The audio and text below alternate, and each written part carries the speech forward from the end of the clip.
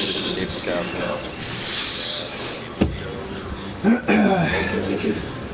Alright, stream is live.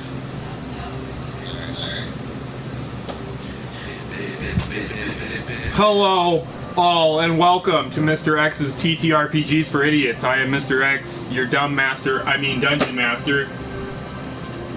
So last time on Dungeons and Dragons, you guys had made it to the room where the slaves were being worked, and you began a fight with the guards watching over them. What happened next? Vance. Here we go.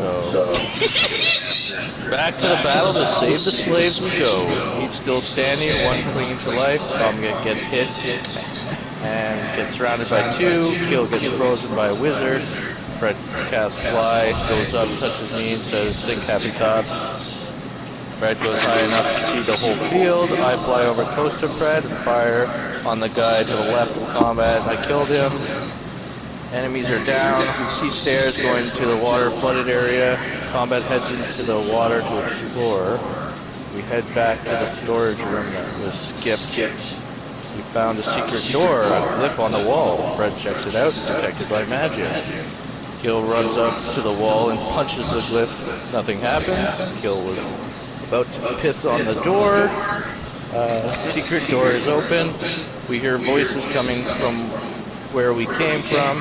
I try to listen to the words being spoken, but I can't understand it because it sounds like the fish people.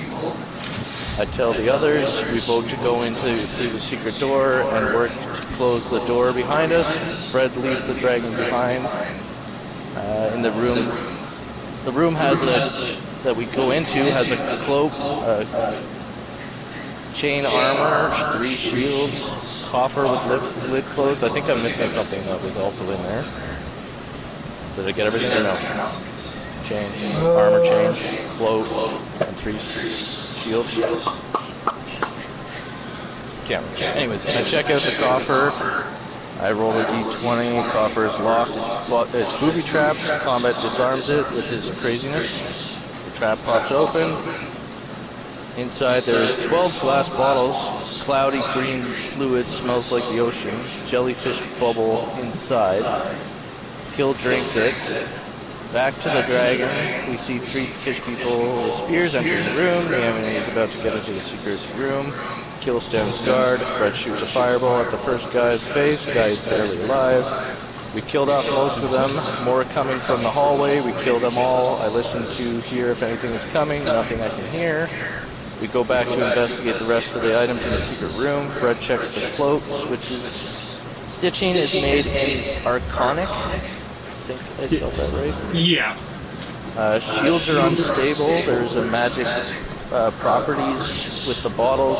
12 hours of underwater breathing with an exclamation mark. You have 12 bottles. Each bottle gives you 1 hour of underwater breathing. Oh, okay. So it's 1 hour. My movement speed underwater. I decided to take the cloak and keep it in my bag. We rest in the storeroom. Do we go check out the pulley system or head to the stairs? We all vote for stairs. What will happen next? Is that about it? Did I miss something? Yep. That's basically it. Perfect. Better notes than I take. I find by doing these notes it helps me more engage in the story. Oh yeah, no, for sure. Alrighty, so... Great. Alright, so after descending the stairs, you find yourselves in a large open area. Stone pillars rise from the floor to ceiling, 2 each to your left and your right. So if you're watching the stream, you guys can see it. You guys are here in the central stairway that's leading down. You can see there is a hallway ahead of you which seems to tee off to the side, and you can see 2 side hallways which seem to bend down towards the south. What would you guys like to do?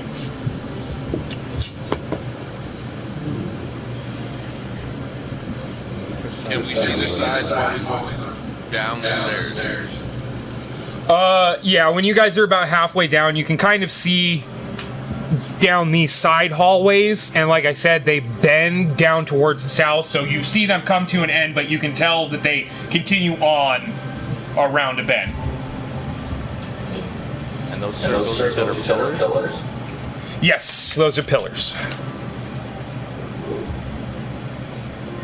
We full rest, right? A while ago, yes. It was like before the fight with the slave guards.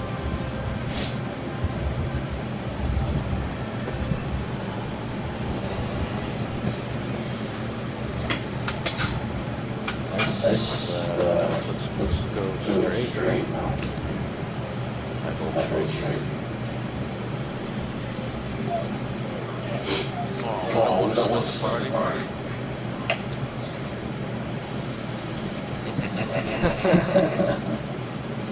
Holy, we got DD game guy back already. That was fast. Let's go straight. I have not heard from Nikova. He's probably muted. Hello. Hey, what's up, Kovac? Oh, no. Nico! Did you see my new dice? Not yet. There at the top of the stairs, DD Games, it's going down. The wider part of the staircase is the higher part, and the narrower part is the lower part. Giving you a sense of ascension. So, the ranger votes heading straight. I agree.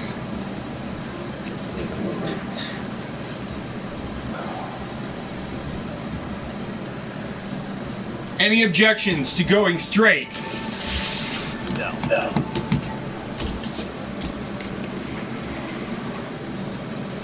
You don't vote. Yeah. Damn, we're quick. Good job, everybody, for staying in formation. Proud of you.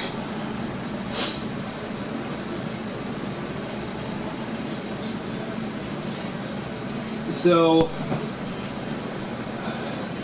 both of the hallways continue for 40 feet and then bend again towards the north. What would you like to do? Left or right? Do I see anything in the hallways that's different from the other hallway?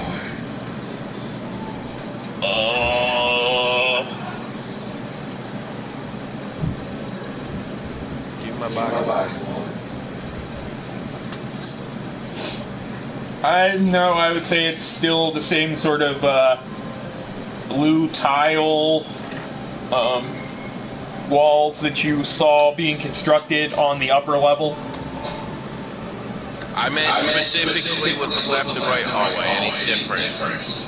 Oh no, they seem symmetrical.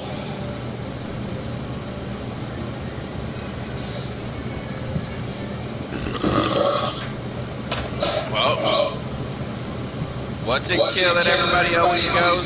Does they always go right? I think the one I had learned was to the guy I watch on YouTube. His buddies would always stick to the left wall.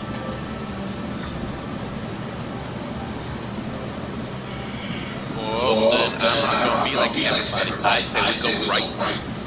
All right, Shadow says you guys stick to the right wall.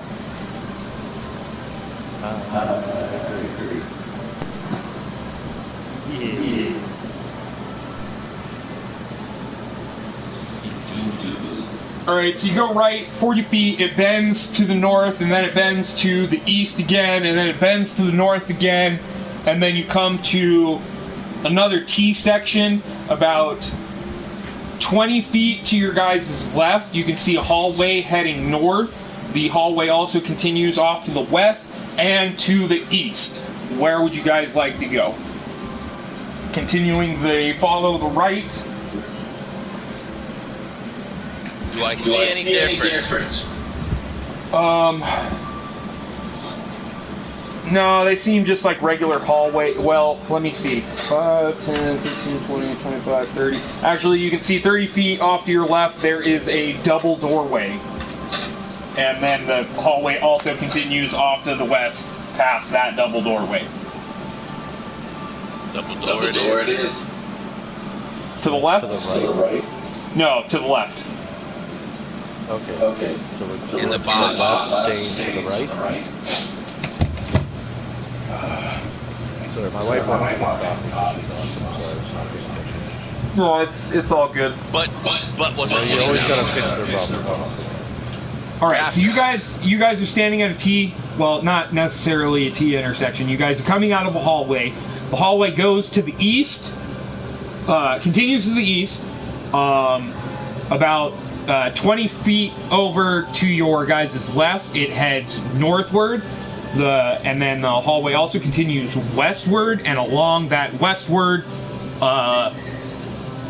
hallway, you guys can see a pair of double doors.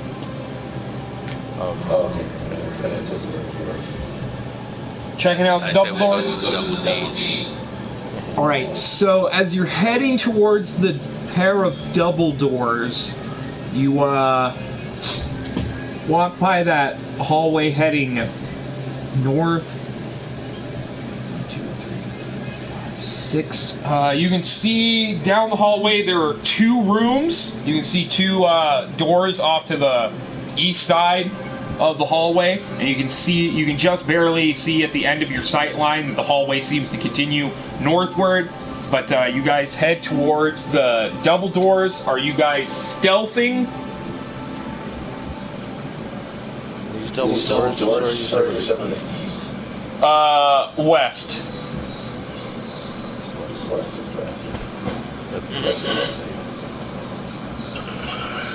Stealthing towards the doors. Stealthing. We want to stealth. Do we hear anything? I mean, you guys are underwater now, so it's gonna be a little difficult to hear things. Things will be a bit muffled down here. Yeah, but that's why, like, when you go underwater, you can hear more. I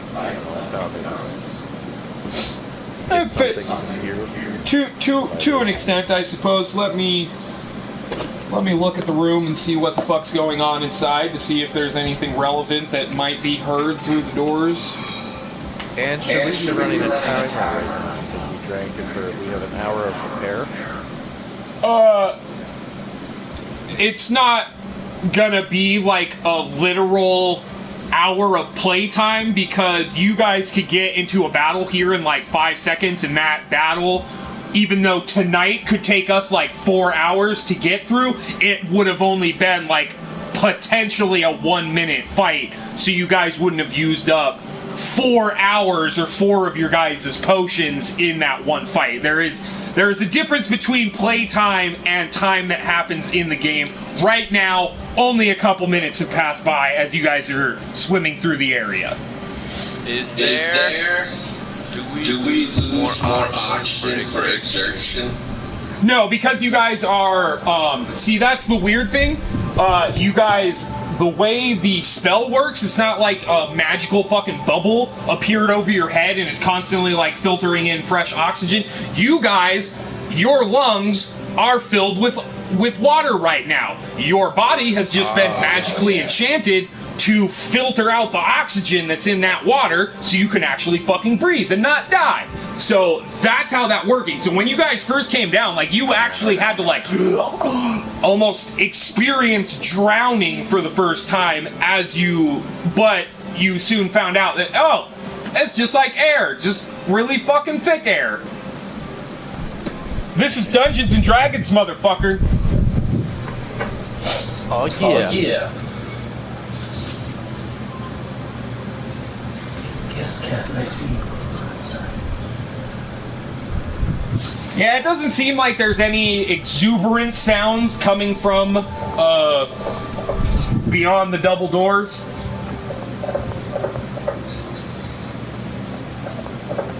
So, do you guys wish to stealth upon the door? Yes. Alright, everybody give me a stealth check.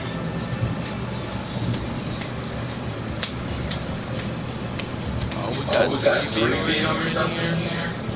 Got Reaper Lucky. Yes, I am aggressive. I am trying to kill these guys. It's my job. Well, it's not my job. It's the job of the creatures I'm running in the dungeon, but that's... I got 23. 23. First roll with the new dice. My roll is yours. Damn it. The penis dice. I got a natural 1. Damn. Very nice. It is a nice one. Isn't that like the third fucking natural 20 you've gotten during a stealth check this dungeon? I know. Don't call it out. Well, Man, I'm the dungeon master. I gotta call that shit out. I'm starting to... The dice gods are favoring me because I'm not fighting right now. Right? Or no, I'm not trying to do some intelligent attack. Right. I know that shit. Nothing feels worse than being a elf monk and being like, I'm a stealth down this goddamn chimney, attack these motherfuckers. You get stuck. What? God damn it! I am a nimble elf who weighs like 60 pounds soaking wet. This is bullshit.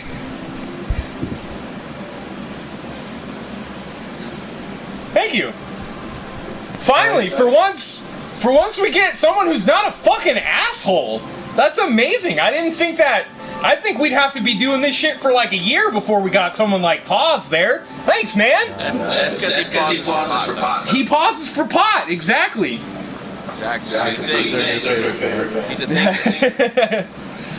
Like, comment, and subscribe. Well, he comment. Now I just need a like and a subscribe, motherfucker. No. Alright. So, as I said, there's nothing you guys can hear. I got a 23 on the Ranger. Shadow, what's your total stealth? I don't have anything on stealth. Okay, so you didn't get a better roll than the Ranger. You only got a 20. Kolvok, stealth check. Natural 20 is better. So, 13? Yeah. Okay. Very good. I'm going back to Fred's question. I wouldn't understand why it's not better if you got a natural 20. Okay, so technically, a critical success in 5th edition is only on an attack roll. However, I'm a dungeon master who likes critical successes going outside of just attack rolls, so I do allow for critical successes in certain situations, like this one. Yes, Shadow got a critical success, like in that situation the last time we played where you dropped an arrow and his natural 20 let him supersede your failed check. That's what a natural 20 can sort of cover up for. But if he didn't get a natural 20 and one of you got like a 7 for your stealth check, then the enemies are going to notice that particular person and they're going to try to do something to kill him.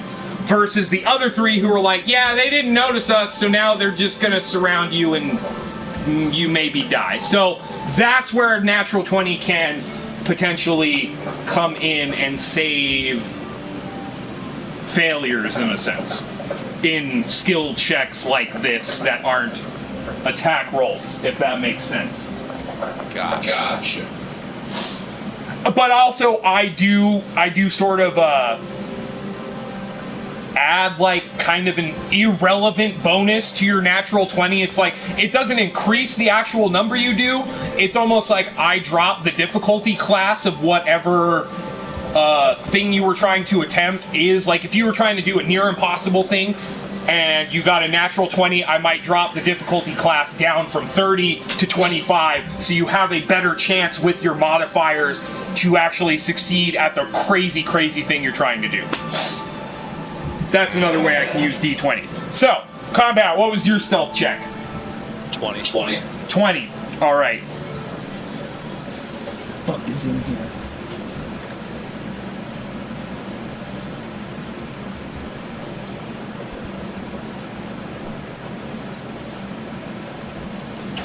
Okay, dokie. So I'm assuming someone's opening the door to give a peek in. Who would like to be the one looking in? I'll do it. Alrighty. So, Shadow.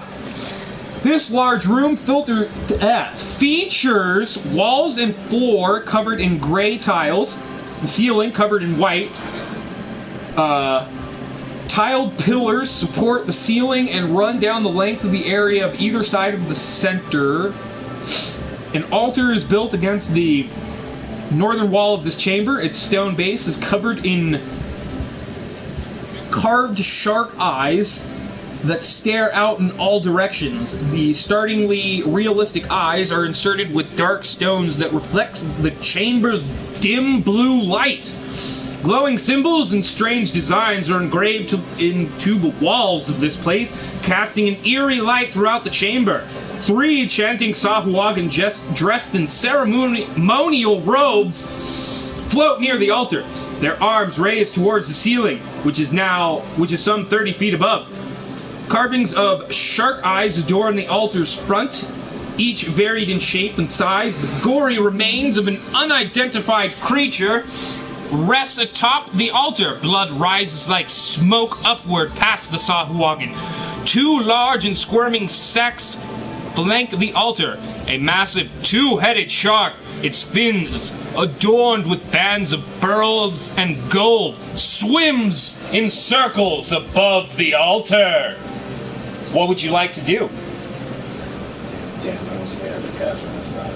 gonna tell everybody. Room, pillars, 3 Sahuagin, arms up in the air over an altar where there is a bloody corpse, and circling above that seeming ritual is a 2-headed shark adorned with jewelry. I'm sorry, I'm not a good reader. You should be a D&D player. What? The fuck? Fuck you say? Yes. Yep. Above the altar, blood seeping out of it like smoke.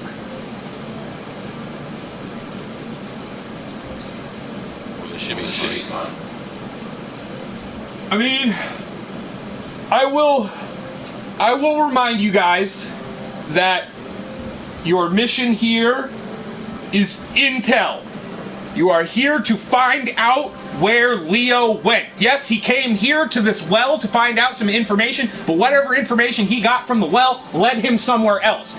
That is basically what you're looking for. You're looking for the well so you can find out where Leo went. So you're not here. We don't see anything. Yeah, you don't see you don't see a well, you don't see stairs leading down, and you know the well is on the 3rd floor. So just always keep your mission in mind. You're here for intel. You're not here to kill all of the monsters that are in this dungeon. So yes. We're not seeing anybody being sacrificed or anything, right? It appears whatever is floating above the altar is already dead.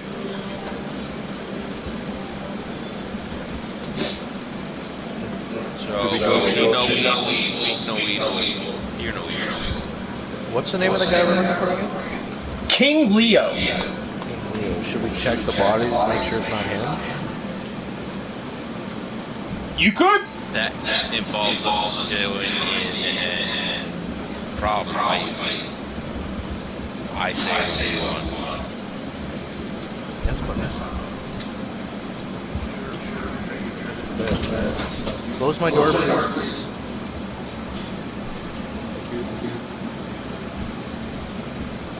Because the narrator says that there is no stairs going down, nor is there a well. Alright. It's just a dead end room, right? There's no doorway, no hallway. Let me see. That I can see. 1, 2, 3, 4, 5, 6. Ah, goddamn. Oh yeah, right. There's light filling it. So you can see there are 2 hallways at the back which head east and west at the back end of the room. And that is opposite from them.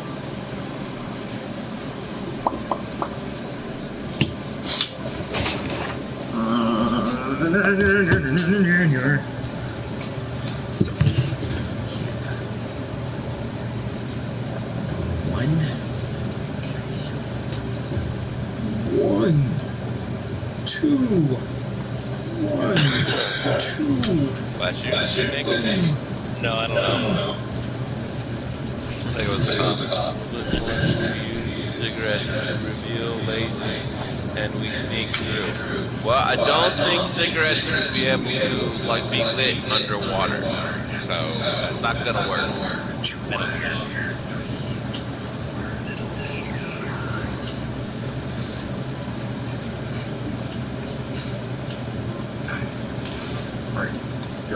Give me a second. Damn it. Fucking giant ass stupid fucking map.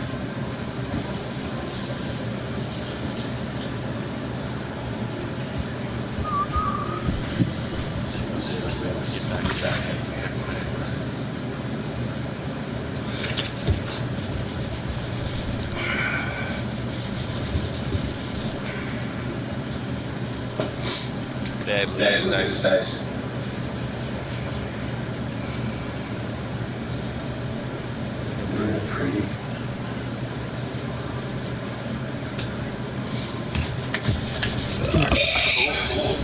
Who was that?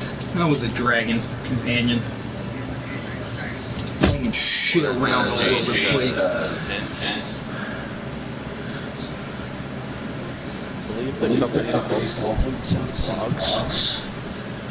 They're a big D&D thing.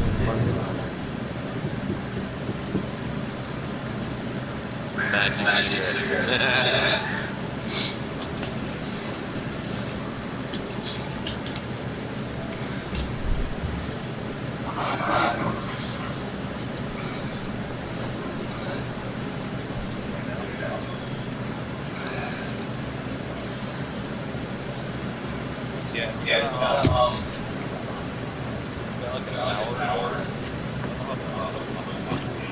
Did Pause like it the other night? What? Did he like it and subscribe? I don't know. I can't really tell easily from the PlayStation streaming.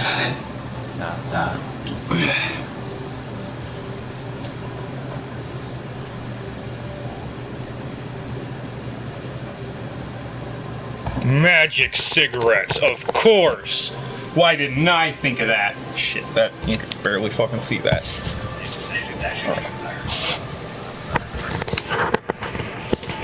Jesus Christ, this fucking map is too stupidly fucking big! That's a huge room. Yeah, I fucking know. I really am upset with Wizards of the Coast sometimes when they design these stupid fucking maps. It's frustrating. So they tell you like how many squares to go down? Like, so I'll give you a quick flash of it. Try not to memorize it because this is where you guys are. I should have just showed you the first level. Don't worry, I'm sure Pause is clipping it for you guys. But basically, one of those squares on that map is 4x4 on this map. So I have to like double the size of this map, and I wanted to pre-prepare the rooms on this freaking board that I have, but the rooms, like the entire dungeon is too big to fit on even 2 of these fucking mats that I have, so I was like, well, fuck it, I have to do this shit I normally do, which is just draw the room on the fucking spot. Fuck! But anyways, so you guys are back here at the double doors. This is where the altar is. This is where you can see the hallways going off to the side. But you guys can also see.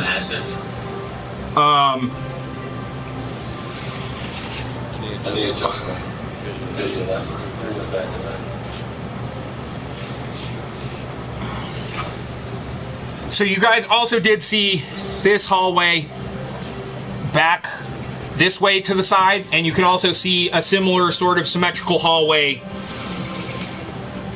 over to your other side.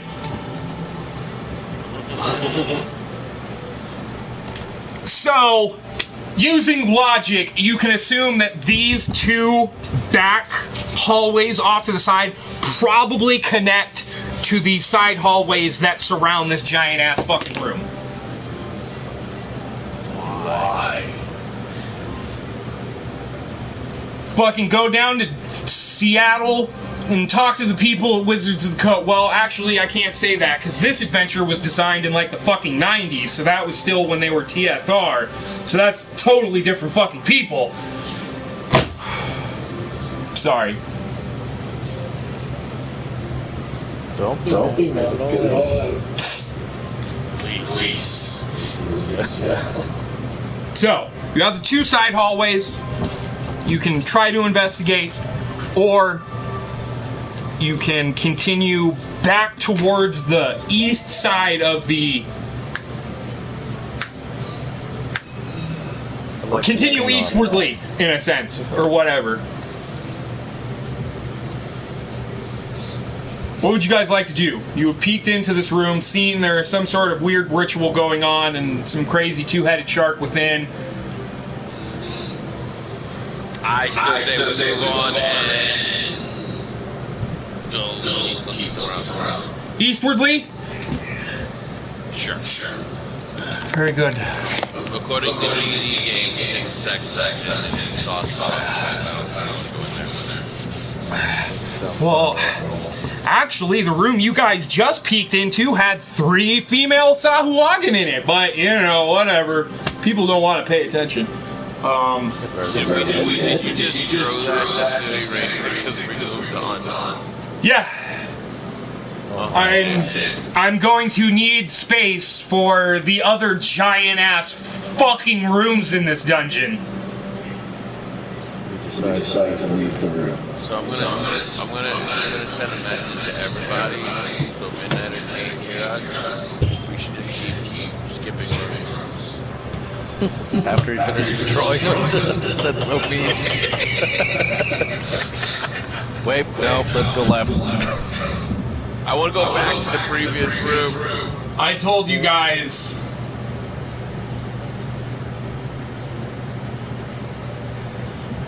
They're fish people. They can't have an Adam's apple, even if they were a dude.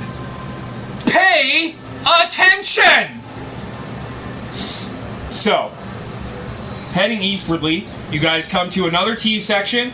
It heads south, but bends, so you can't quite see where it goes. It bends like westwardly, or the hallway continues north and then bends again to the west. What would you guys like to do? North or south? The bench to the north, and then this is... So you went back down the hallway to the east. You come to a T. One hallway goes north, one hallway goes south, and both of them then bend to the west, so you can't quite see where they lead completely. Are there any doors or significant between the hallways? No. There is an archway directly to your guys' leading to the south hallway. Sold. South? Right. Number 27. Make stealth checks for me, please, if that is your intention.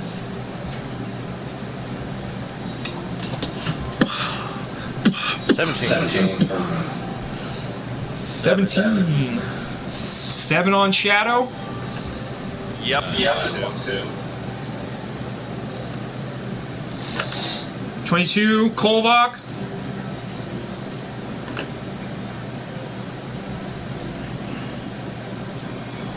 Kolvak.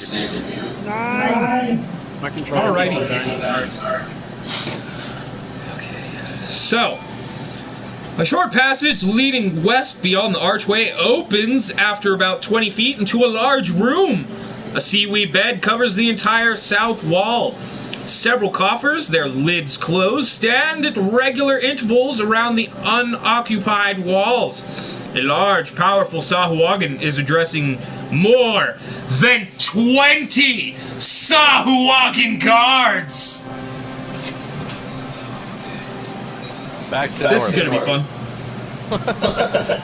And Is there the fountain?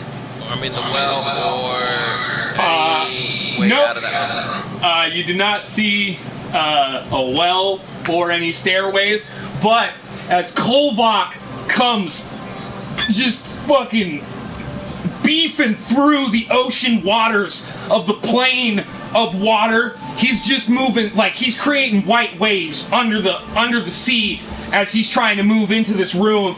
And because he's moving so much water with his massive figure, just trying to push his body along in this seething liquid, the dude who's kind of giving a lesson to these several, no, RPG as in role-playing game, not rocket-propelled grenade, you fucking idiot. Guy leading the 20 dudes, more than 20 dudes, turns to see you all entering the room and his face turns from a very regular, this is just a normal Thursday, to a, oh yay, I get to kill something now. So I would like you all to roll initiative for me. I am doing Etterlast, my own personal craft world. Is that an oh yay, I get to kill someone as in it's a Monday, or an oh yay, I get to kill someone as in it's Friday? You'll find out. Wait, what are we rolling initiative? Yes. I got champions, I got swagons. Oh god. Oh Jesus. This is gonna be fun. Alrighty. So Kill was the one who first entered the room, right? no, you all came in together. Oh. To the wolves. Run away. 1, 2, 1. Dila Rock Risk. I have no idea what that is. I'm assuming it's a RPG system. No, I have really only played Dungeons and Dragons so far. Although I would really like to play some Cyberpunk Red. Cyberpunk Red? Yes, Cyberpunk Red is the tabletop RPG system for Cyberpunk. Like Cyberpunk 2077 is based off of a tabletop role-playing game from the 80s. Oh, neat. I didn't know that. And last That's somebody about. But yeah. So no, a few months ago, I got the Cyberpunk Red book, and I've been like plotting a fucking campaign for that shit for months now. Dila Rock Risk is like D&D, but more fast.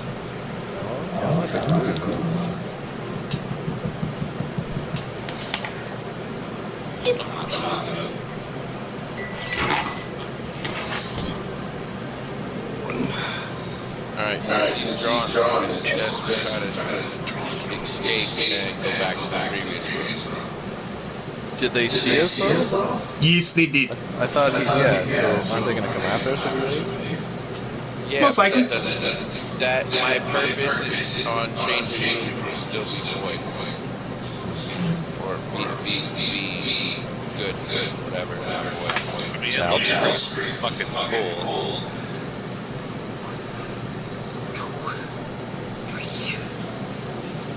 I'm just not I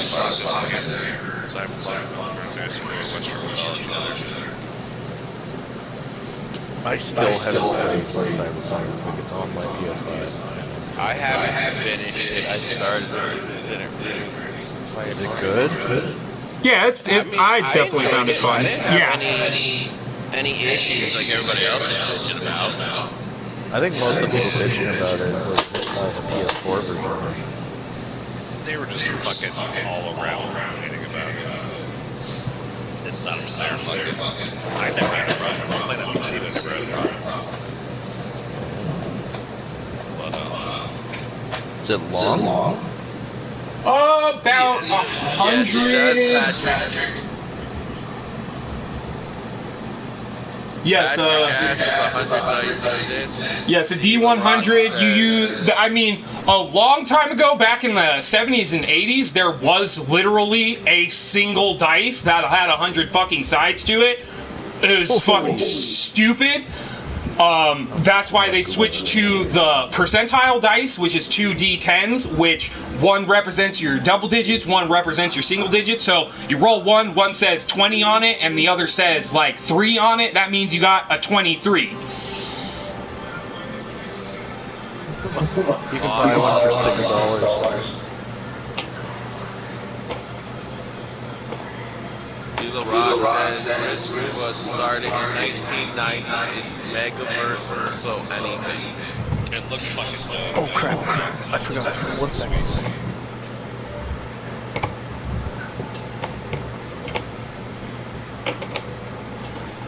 I'm only reading the comments. Which two? Just The only ones that are important.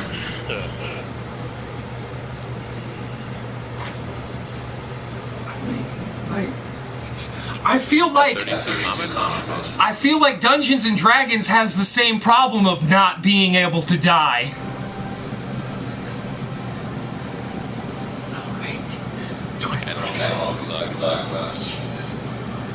I mean, ultimately, you can just kill somebody, but Sort of. you want to do a legit campaign, as long as the players are good.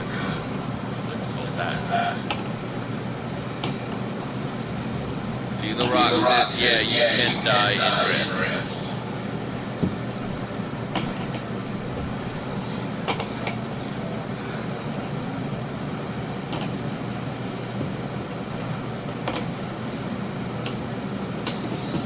Give it a rest. I'm so sorry. The fuck all that.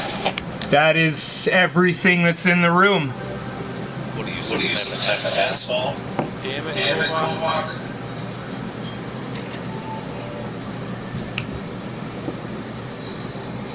I fucking my pants. What the fuck? You guys.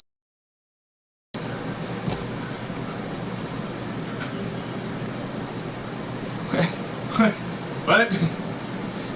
Do I need to show you my collection of unnecessary amounts of dice? Do I need to cast a meteor storm to show you that this game is still very, very much based on dice? Is that gonna fucking take care of our problem here?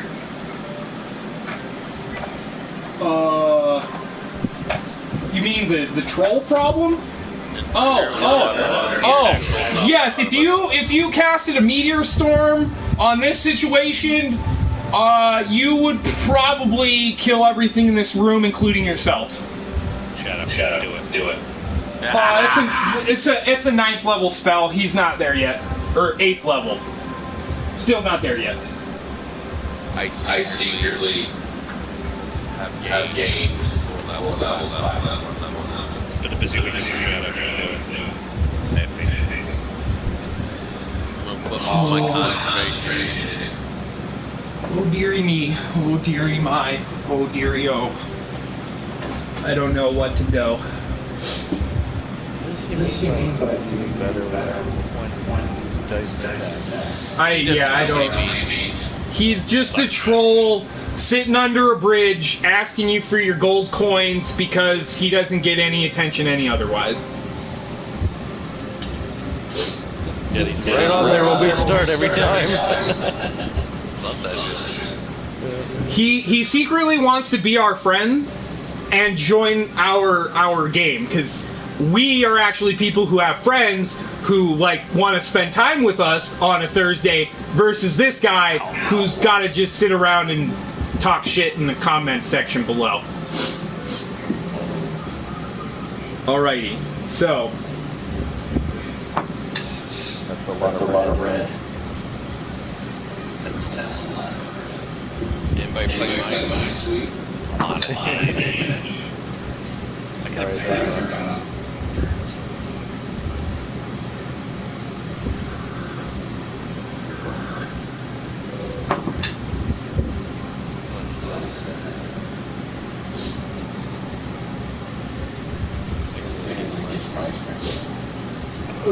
Okay.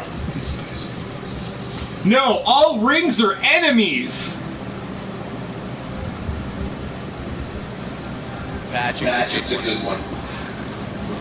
Right.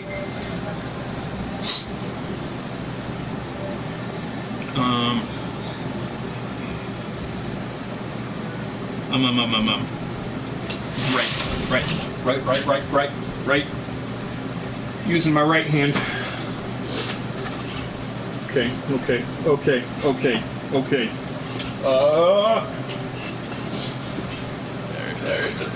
So what kind of, like, say if we do get stuck in a fight, what kind of spells is Fred allowed to use? Doesn't he have fire all the time? He can't use fire in the water. Nope, that doesn't work. D&D is not an elemental game. Trust me, I fucking tried to fucking dicks. No.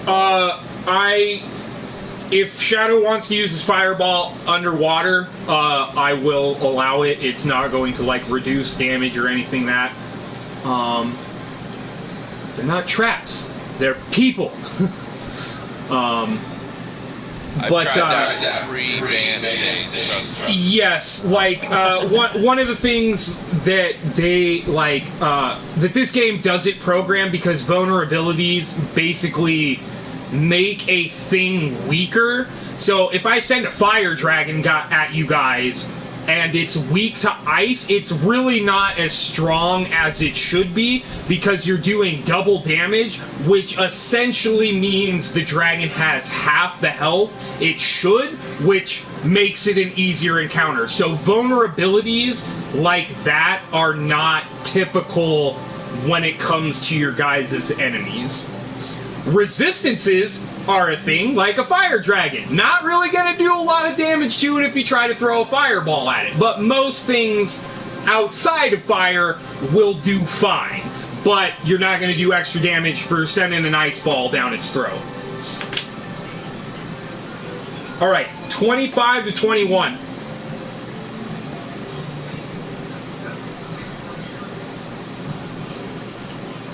Uh...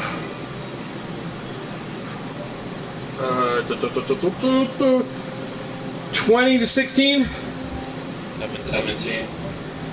And 20. 19.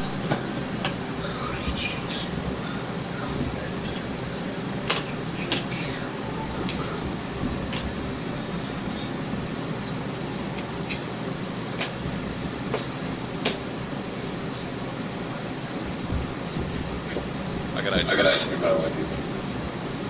So, are any of those the main guy?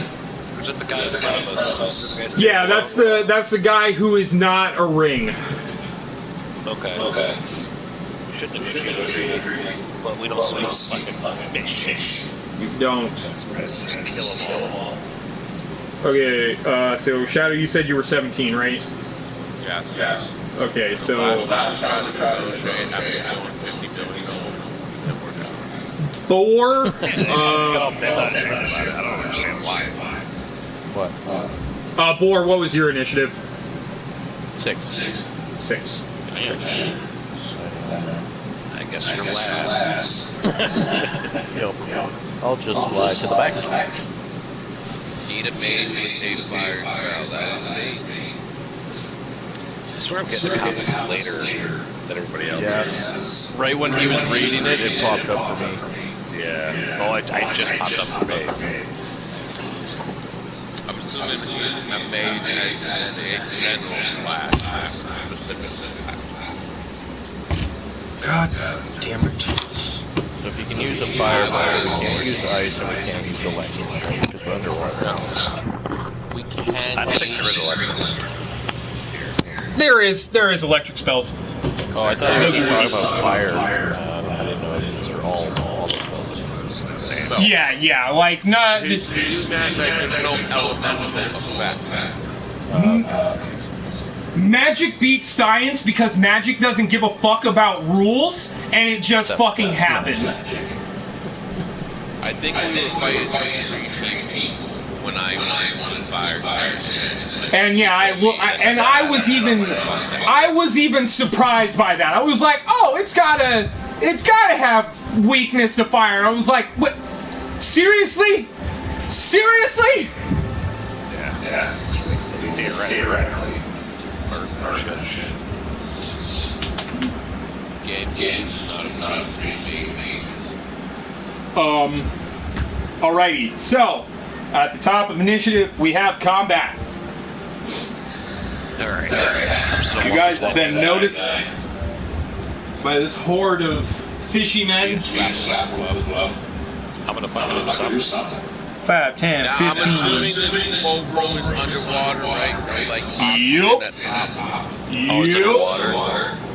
Yeah, you. Oh, right. That's. So keep in mind your guys' speed is cut in half because you're swimming. That's the only Unless you have a problem. swimming speed. Alright. We don't take the swimming speed. I thought we had it. You have the ability to breathe underwater. That But- was it, though. No, you did not find any sort of magical means or anything like that to grant you guys a swim speed. There are spells that do that, like there's alter yourself. I thought we picked one Counter the water negative. What? Would my fly counter the water negative?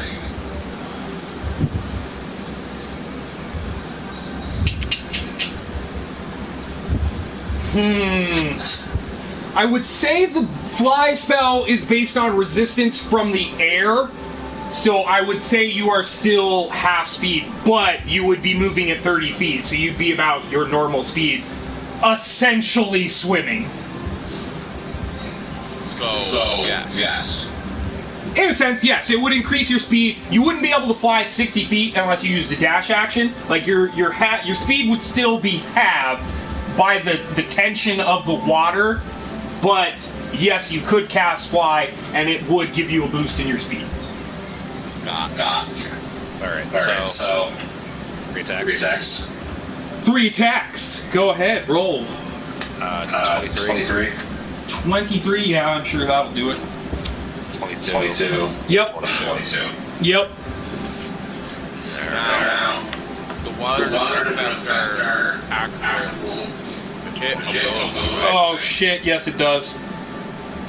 You have to roll a disadvantage. Sorry, So, combat. your first attack hit combat, because it was 22 and 20 something, 20 whatever. 20, So, 30, so roll another dice. You had like a 22 on that Yeah. third dice, so you need another dice for that one. So go ahead, roll.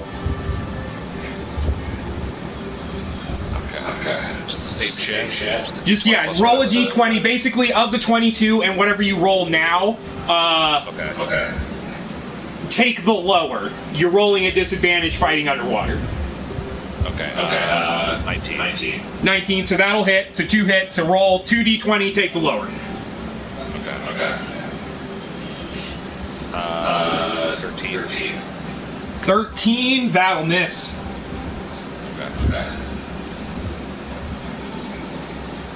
You That's pummel him it. twice in his like abdomen, and then you go for a peck shot, and he kind of flexes his muscle, and it just bounces off his rubbery, blubberous skin.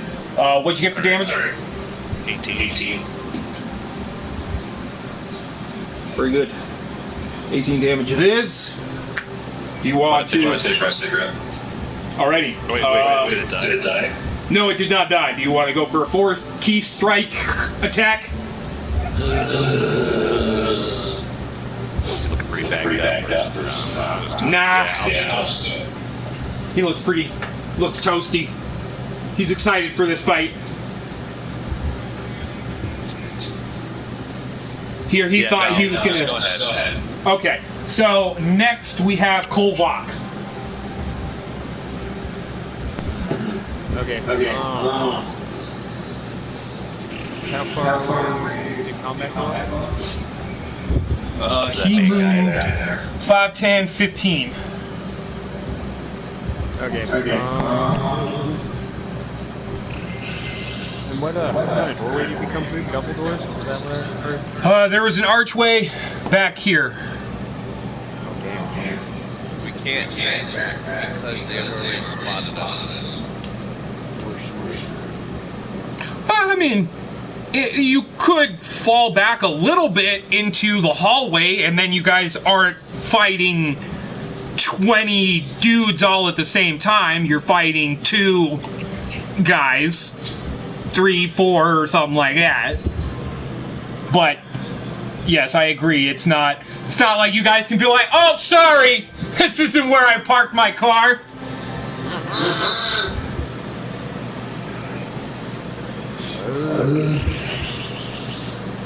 I will move up next to combat.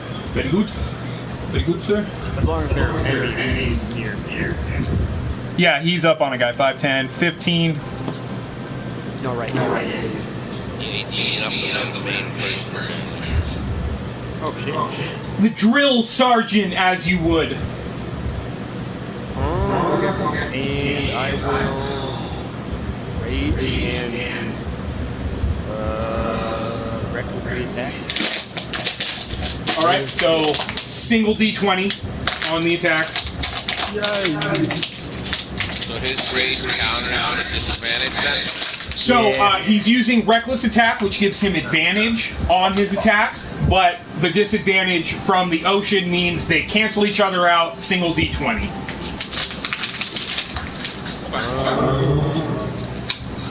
I just want to, letting you know the rules so you can use this knowledge for the future. Like, if you put yourself in a situation where you have advantage when you have disadvantage, the 2 just cancel each other out and you're at a single D20. And you can only have 1 advantage in an attack and 1 disadvantage in an attack. So if you have disadvantage and you cancel it out with advantage, you can't then gain another advantage to get 2 D20. Got it. 15 to hit. Yeah. He dodged out of the side of that one. You're just not used to the tension of the water. Minus 11. What? Minus 11? It is, right? Not You plus have 9? strength of 7 from the belt. You have a proficiency bonus of 4 from Okay, so yeah. your proficiency. So that's add to that 17? That's a hit then. Okay, cool. That's exciting. You imagine the swing you're going to take, but then you imagine like the tension of the water, so you go for a different swing and he's not able to dodge it. Yeah. Okay, well, I'll roll my other grab at. That'll be 18. Yep, that'll do it. Okay. Oh, yo, damage. Oh, wow. Don't make me do this. Oh, look, the road is right.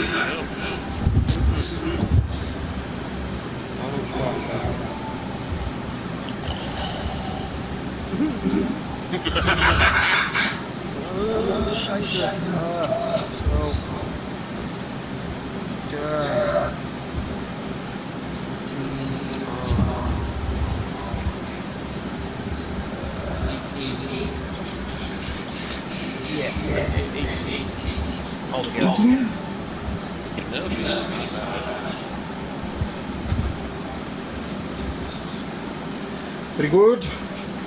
Water is not treasure.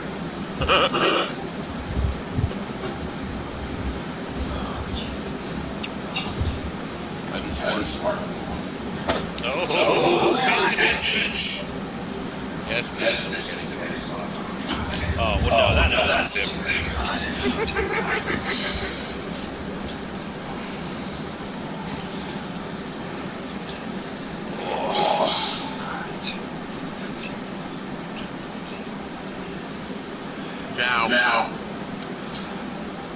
my spell attack still be at disadvantage?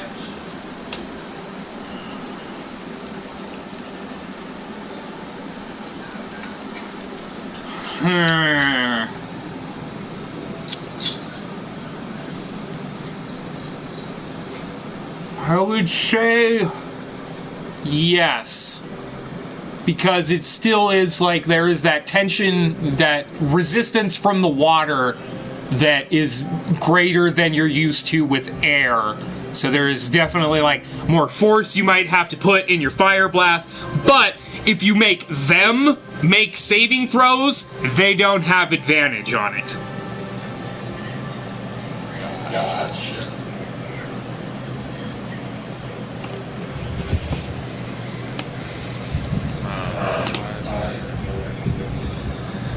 Oh, Jesus fucking Christ.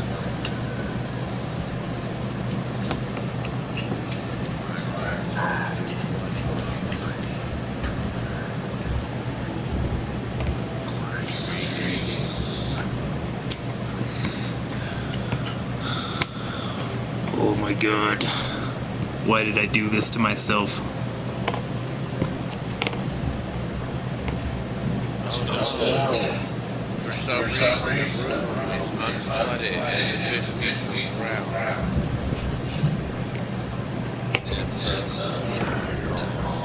That's all.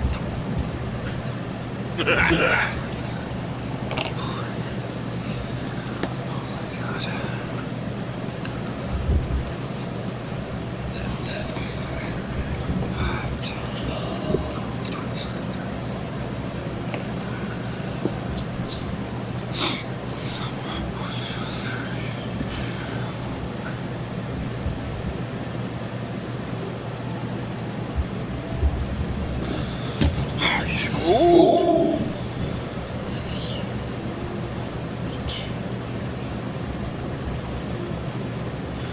All right. Shoulda, coulda, shoulda, woulda. What do these guys have? Only have. Make. All right. Kolvok, are you at full hit points? I thought we all are. You guys have gotten into a battle since you rested. What? Oh, yeah. What'd you say, Kolvok? I am. Okay. So, first attack against you gonna hit. Second attack, that's gonna hit. 5 damage on the first one, and 11 damage on the second one. The second one's gonna take 2 swings at you. That one's gonna hit. That one's gonna miss.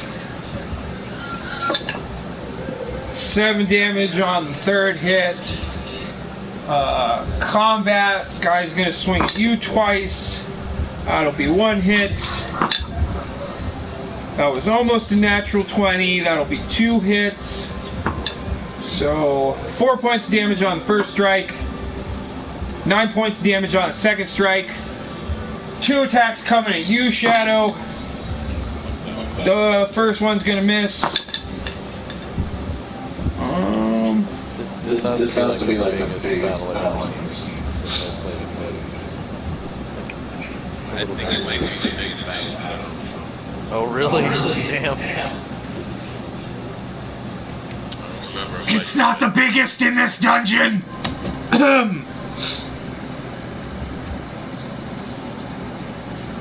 Plus 5. 16, that hits you, I assume, Shadow?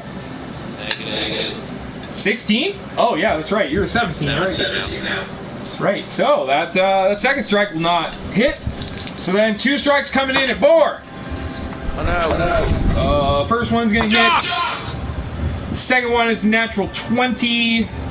Oh, you fucked. So first strike is 9 points of damage. second strike is 11 points of damage. 20 points. That's a nice shot. Alrighty, so after that is Shadow. All right.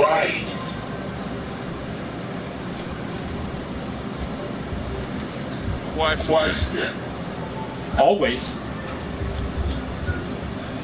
With that water pouch thing, I can control all the water on it, right?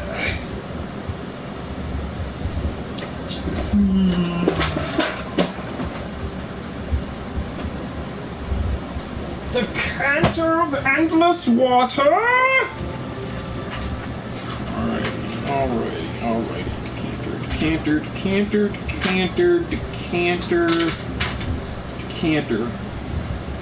Decanter of endless water, wondrous item, uncommon. This stop flask slosh when shaken as if contains water. Decanter weighs 2 pounds. You can use an action to remove the stopper and speak one of the 3 command words, whereupon an amount of fresh water or salt water, your choice, pours out of the flask.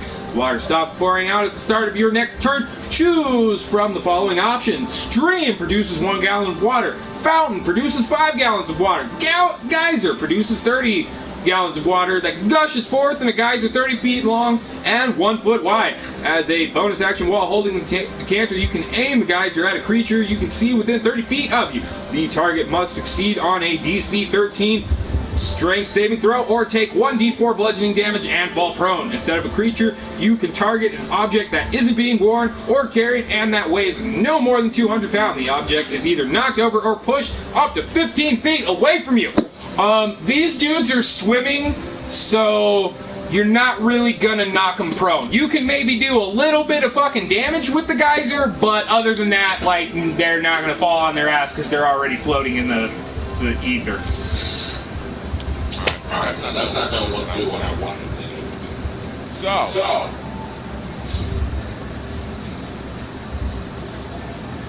Change the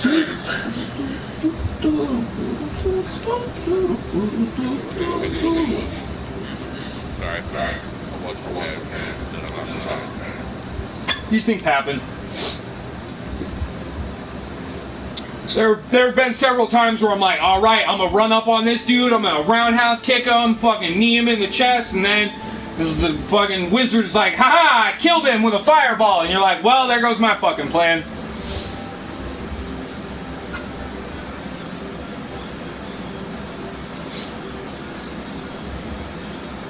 Alright. Where am I?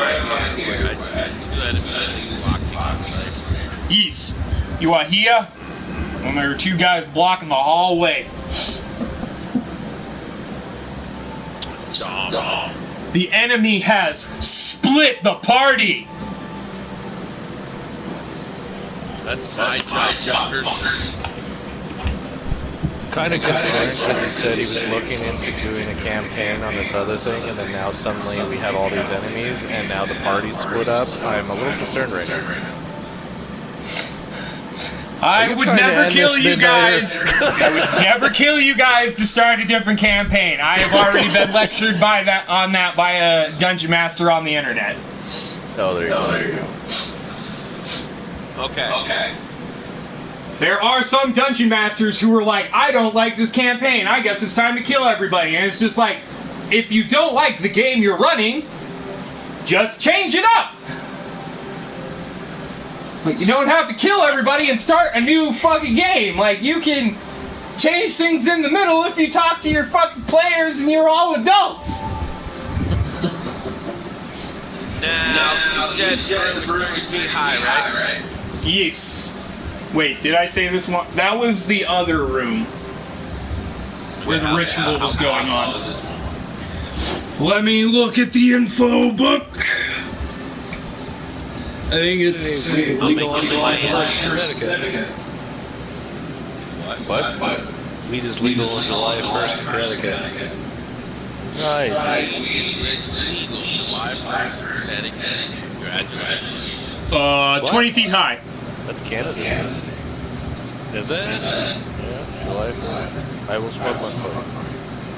That's fine. Now, are the enemies practically walking? Like, are they close to the bottom? They're Front. sort of floating above the ground. How? Like a couple feet. A Okay. foot or two. So,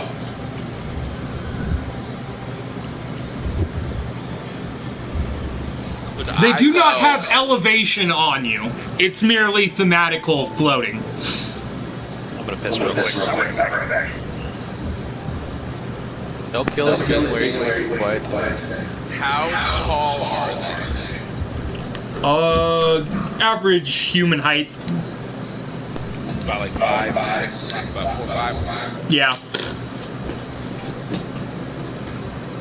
In the 5 foot range. Could I go 8 feet high and swim over them without activating a whatever opportunity? No, you are already engaged in its field of influence in a sense. So if you, no matter how you try to get out of that, you will take an opportunity attack. But if you do swim above him and try to get out of his perimeter, he will have disadvantage because he's trying to strike you from above. I want to do that. All right, I so you want to over them and get behind them so I have field of view in the main. So 5 feet up, 5, 10, so 15. You're floating above that guy. So it doesn't matter how far above them I go. If you stay 5 feet above him, he won't get an opportunity attack. But if you try to go 10 feet above him, then he'll try to make a swipe at you. So you can still actually swim over him and get to the position you want without risking an opportunity attack at all. Alright, let's do that. Alrighty. So yeah, you're just floating up and above behind that guy. What would you like to do? You have a clear line of sight inside. You see that little doorway there? This one?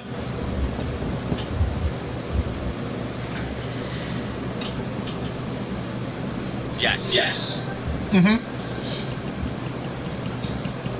Is there a door there? I don't think there's a door. I think that's just an archway. Yeah, that's just an archway there. But yes, I do see it. What would you like to do? Alright, so if you go 5 blocks in front of it. So, away from your character then? In front of that archway. 1, 2, 3, 4, 5, right there. Yes. Wait. I'm going to miscount back one. Right there.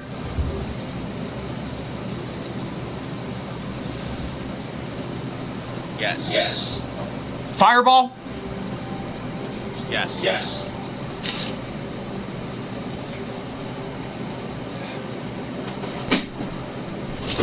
My captain is majority of it, not a single friendly.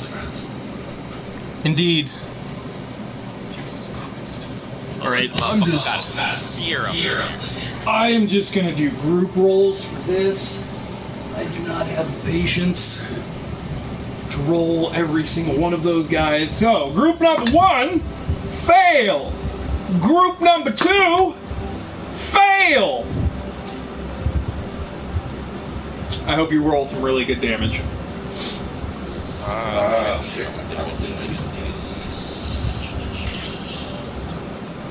Take 6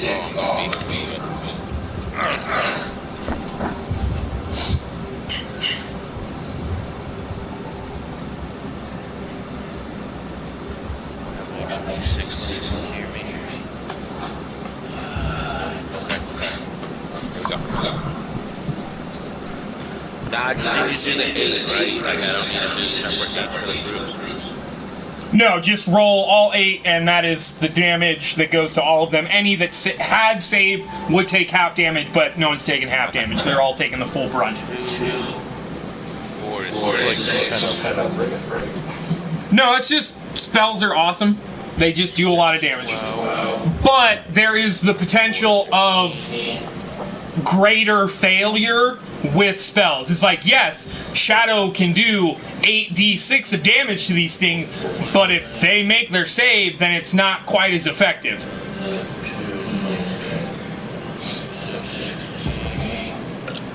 31.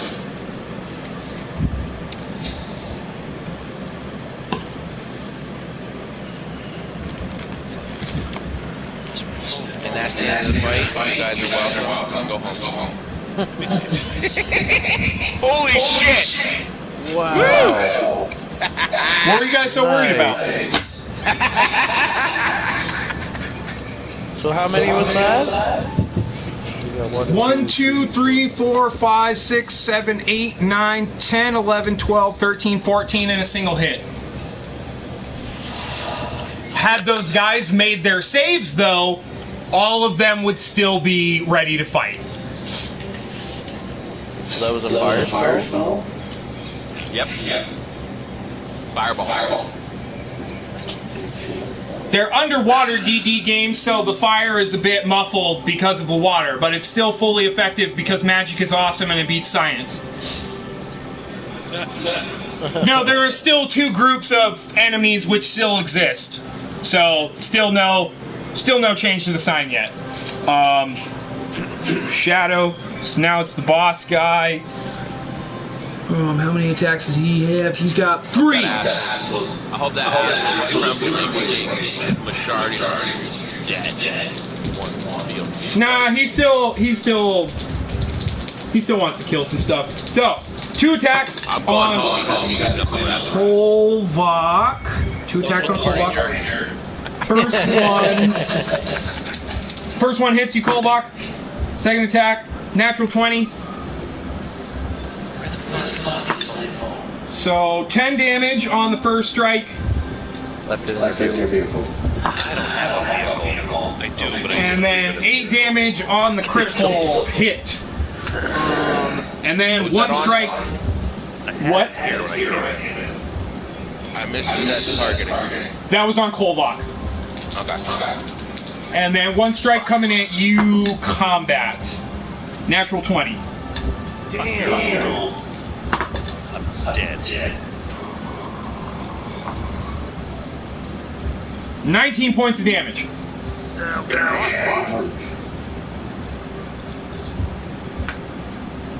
Alright, so that was the boss. So now we have grunt group number 2.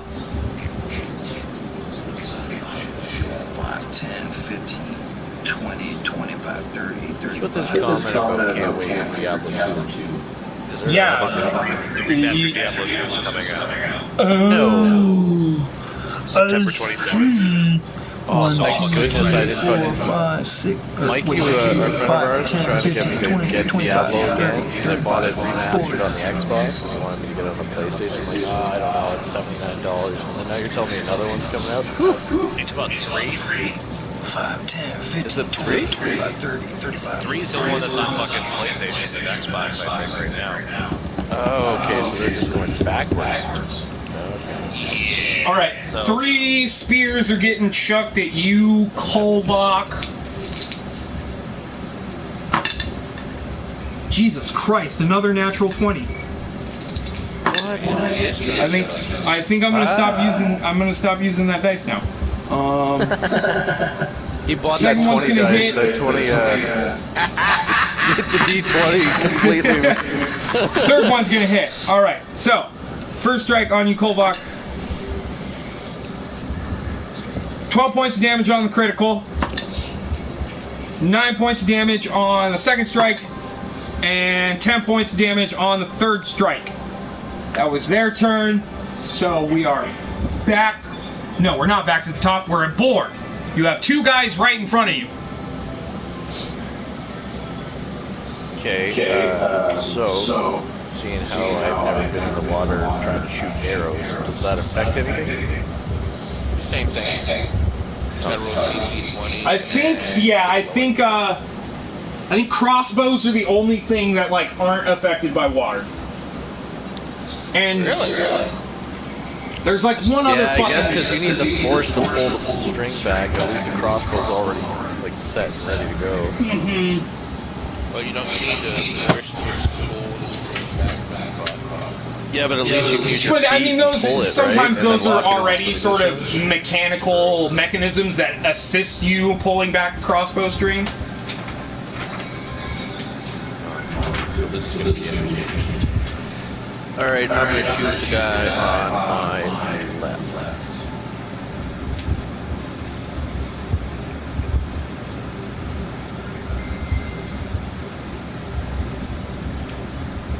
19. That is plus my 11. I just read this. If you're trying to use your bow on these guys engaged with you in melee, you will have, well, you're already at disadvantage because you're underwater, so I guess it doesn't really matter. Okay, so if I use my double melee weapon, it'd be better? Okay, underwater combat. When an adventurer pursues blah blah blah, when making a melee weapon attack, a creature that doesn't have a swimming speed, either natural or granted by magic, has disadvantage on the attack roll unless the weapon is a dagger, javelin, short sword, spear, or trident. A ranged attack automatically misses a target beyond the weapon's normal range, so your bow you can't shoot outside of 60 feet. Even against a target within normal range, the attack roll has disadvantage unless the weapon is a crossbow, a net, or a weapon that is thrown like a javelin, including a spear, trident, or dart. Creatures and objects that are fully immersed in water have resistance to fire. I'm going to ignore that. So basically, it's just a simple disadvantage. Yes. And if being that close, it shouldn't really matter. It'll still matter. Normally, if you were not underwater, you would have disadvantage on your attacks trying to shoot these guys at close range. But you're already underwater, so you already have disadvantage, so it doesn't matter. In this situation. I have the dual scimitars, right? Yes, you do. So you can pull those out and attack with those. Alright, let's try that. Alright, do you want to focus your attacks on one target, or do you want to hit one on each? This is probably the second time I've used these things, so I'm not familiar how good they were. So it's your dexterity modifier, which is a 5, plus your proficiency bonus of 4. So you add a +9 to your d20 to see if you hit them, and then it is a d6 plus your dexterity modifier of 5 for the damage. D20 plus 9. Yes. So that you said is my dex plus my Proficiency bonus. That is how well you are able to hit a target with your sword, or how accurate you are. Sorry, I'm just writing this down. Yeah.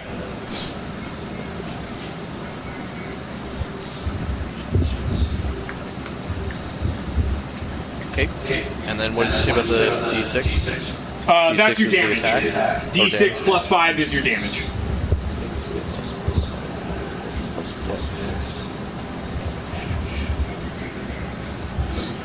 Alright. Come on, ship dice, give me something good. You're underwater, better. I got 19. 19 to hit. That'll hit. And you rolled 2d20 and took the lower, right?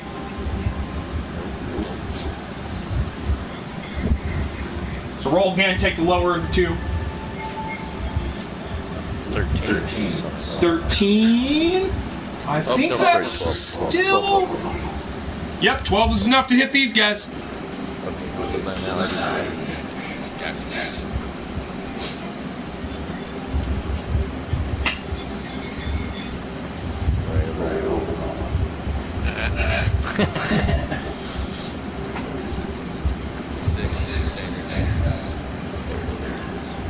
used up all my dice. Dax. Come on. 2.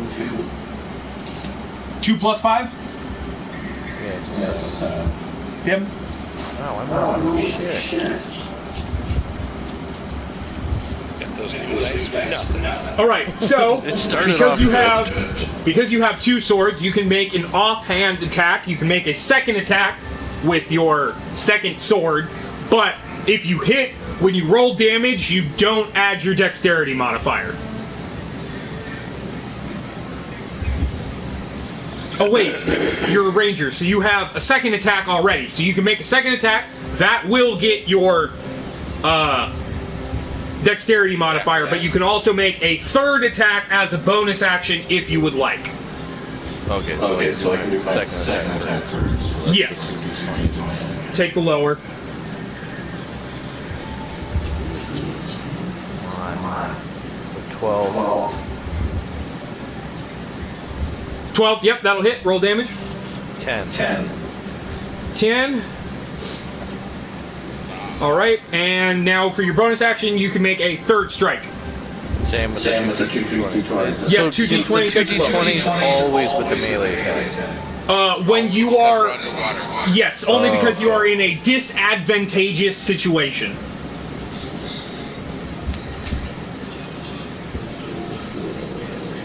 If you're ever in a situation where you have disadvantage, you roll 2d20, take the lower. If you are in a situation where you have advantage, you roll 2d20, take the higher. And then if you're ever in a situation where you have disadvantage, and then you get advantage, the two of them cancel each other out, and you only make a single d20 roll. Now, question on that though. Mm-hmm. Me being higher than these guys would have to be advantage. Yes. But then I just roll. Yes. But they are also swimming, so they have the potential to swim up to your level and no longer have... You will no longer have advantage on them. Okay, I just rolled a natural 1 for my first roll. Does it matter with the 2? Nope, you can't get any worse than that on a disadvantage, so... well, there's no friendlies behind near you, so... I guess I need to drop my weapons. Yes, the guy, not both of them, but the guy you're fighting, he like deflects your attack and hits you like in the back of your hand, which loosens your grip, and you drop your blade. It is now slowly beginning to drift towards the bottom of the ground. So that is your turn. So we would be back at the top with combat. Okay. So yeah, you're back here. You got this guy who came up and attacked you, and then the boss guy is still standing next to you in Kolvak. Okay. So I gotta roll 60, 20, pick the fucking higher or lower? Well, 2 at a time, because it's not like you can just roll all 6 and then be like, oh, those are the 3 small numbers, those are the 3 big numbers, but yeah. Yes. Or 8 if you want to pump a key point. Yeah. Alright, so 15. 15. He flexes his muscles and he bounces off on the first attack.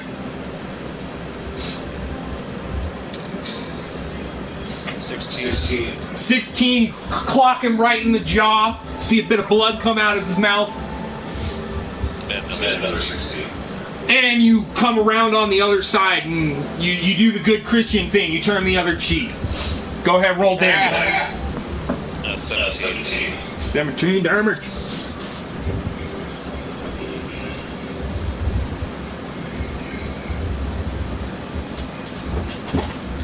Let me check. I think he goes down. Nope, still standing. Bitch. Well then, Pump it louder. Yeah.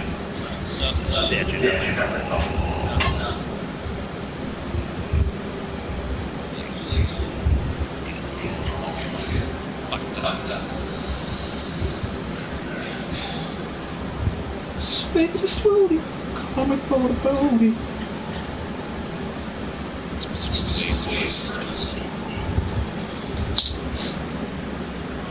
22.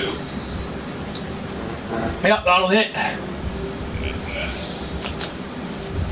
9. You bring up a knee into his gut. He is still standing, but just barely. Another hit like that, and he'll probably go down. Alright, so that was combat. Kolvak, it's your turn. You see that the drill sergeant seems very exhausted after that attack.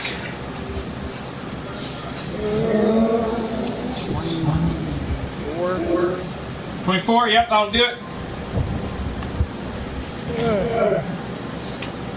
Okay. Come on.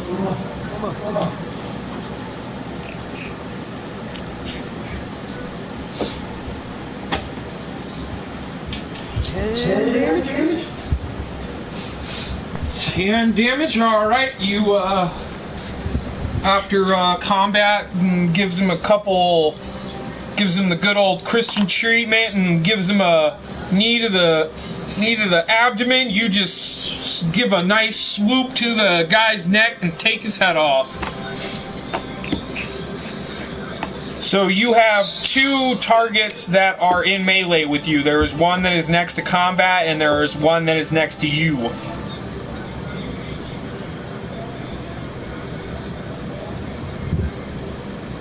I'll attack the one next to combat. Okay. 18. That'll hit. And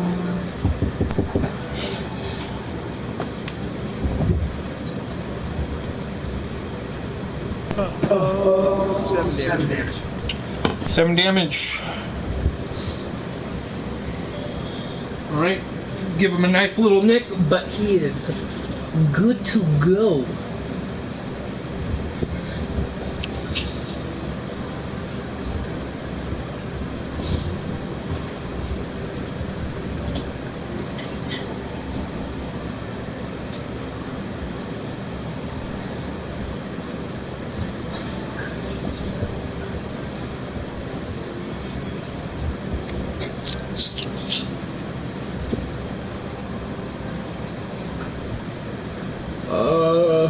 Okay.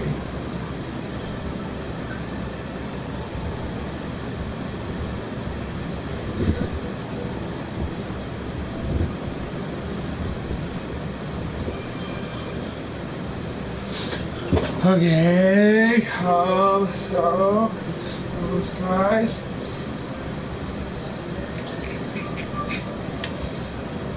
Boop.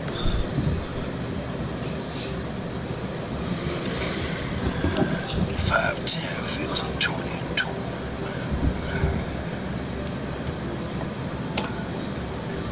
5, 10, 15, 20, 25, 35.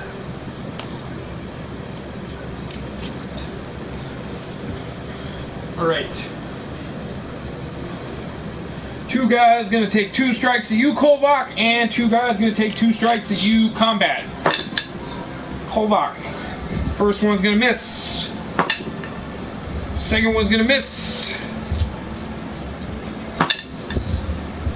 Third one's gonna hit. And 17 to hit you, kill. Yeah. Okay. 2 hits. Combat. 1 natural 20. 2 natural 20 again. Oh my god. 3 miss. 4 miss. Alright, so Kolvak. 7 damage on the first strike. 5 damage on the second strike. 11 points of damage on the first strike to you, combat. And then 9 points of damage on the second strike. Okay. So now it is Shadow's turn.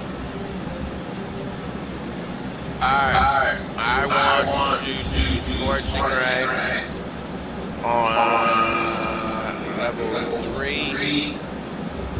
And I want to do 2 on each of the targets that I swam over. Okay.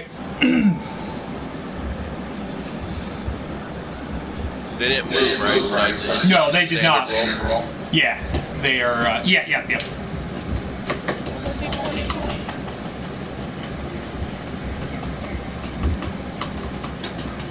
Crisis.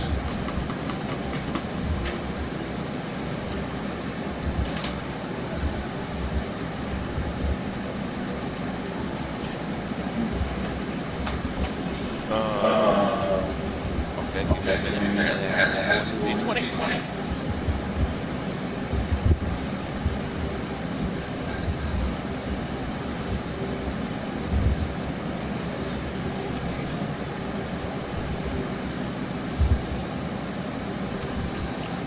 Alright. Fresh D20, you want to use one of your long ones. Let's see what you got.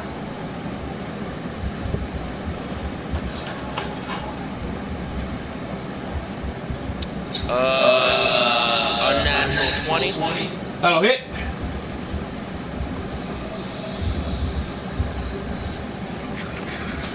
$25. That'll hit.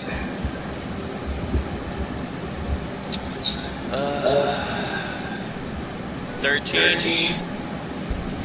13. Yep, that'll hit. 21. 21. That'll hit.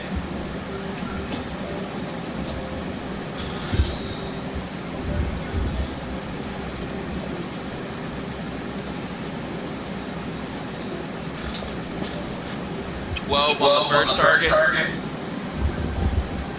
Okay.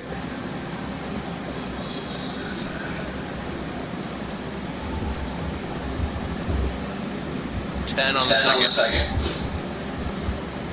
Alrighty, so you send down 2 blasts on the first target. You swam over, and he's pretty thoroughly wounded by that. And then you send 2 blasts at the guys that Boar had already attacked, and you finish that dude off.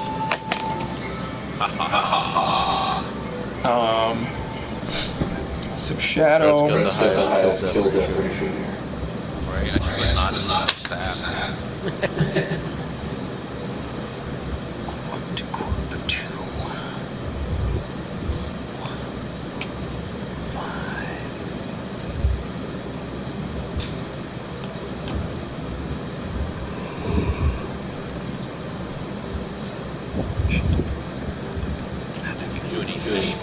5, 10. Oh shit.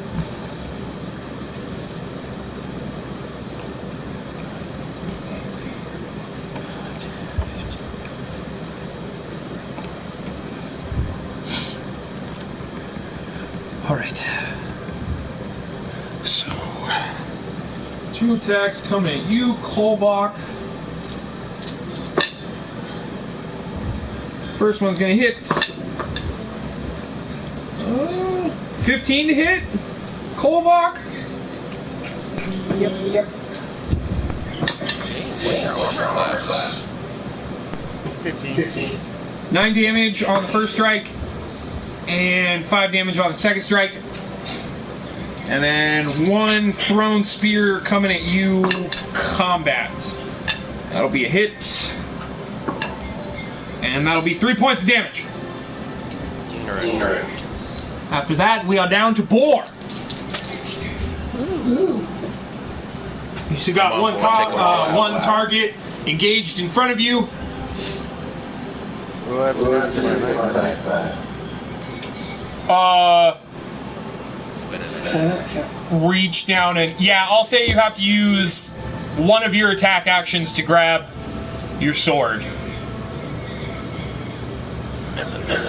The guy that's on my right, how much health does he have? He's certainly looking messed up after the 2 blasts that Shadow sent him. It might take 2 attacks to bring him down. So I'll say you used your bonus action to pick up your missing blade. Okay, so every time, no matter what, with a melee, I have a bonus move? Yeah, everyone has a bonus action.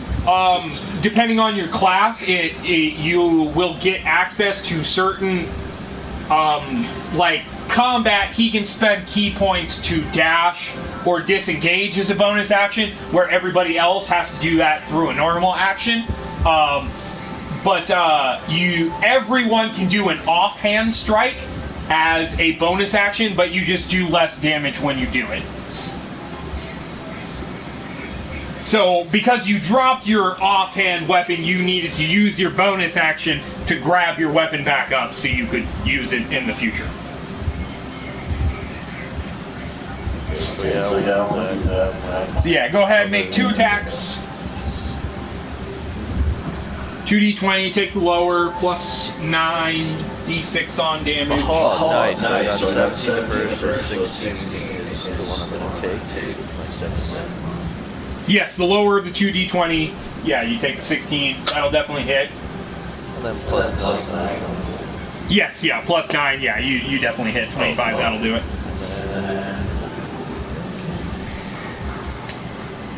10. Woo! 10? Okay, cool. Alright. You killed that guy in the one strike. Oh. So would you like to run under shadow and make an attack on the guy who's flanking Kolvok? Yes. Alright, go ahead and make your second strike. Take the lower the 2d20.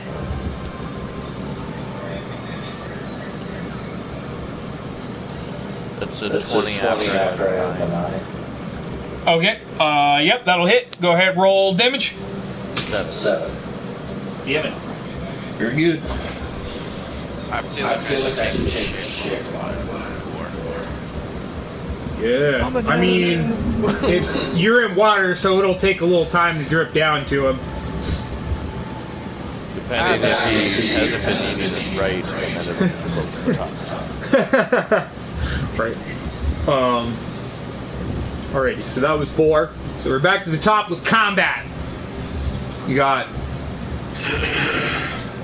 Wait, did I fuck that up?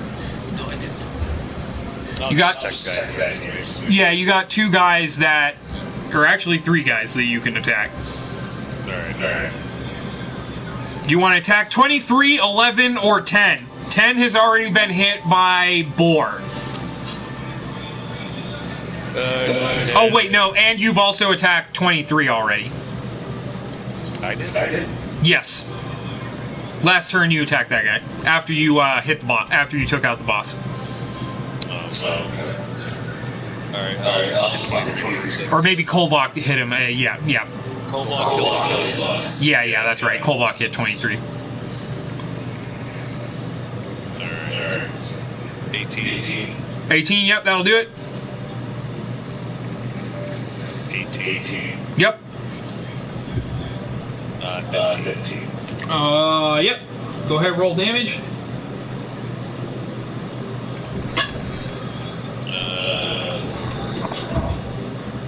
32. Well, what'd you get on the third attack? Your damage? 12. 12. Alright, we will go ahead and put that on 11 or 10. 11. Oh, wait a minute. Which one are we going to attack? 10 had been attacked. Yeah, 10. Alright, so yeah, you send out 2 punches into the dude in front of you, knocks him out, and then you send a swift kick from behind to, for number 10, and you take that guy out.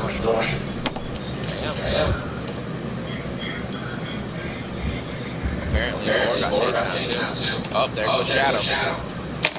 Everybody's dying. It's a crazy fight. So that was combat. So now we are to Kolvok.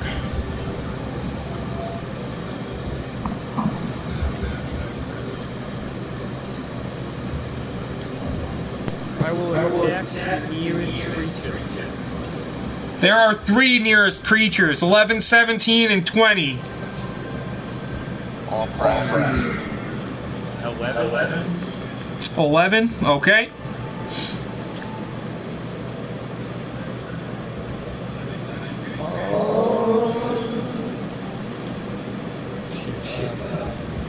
$29. 29, that'll hit. Jesus, I take that was a 19? Or no, an 18. Yeah. And then 15. 15, that'll hit. And then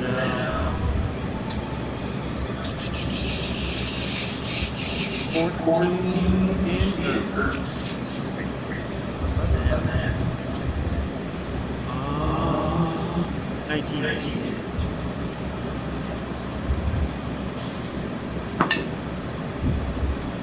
Alright, still standing, but he's definitely hurting from that.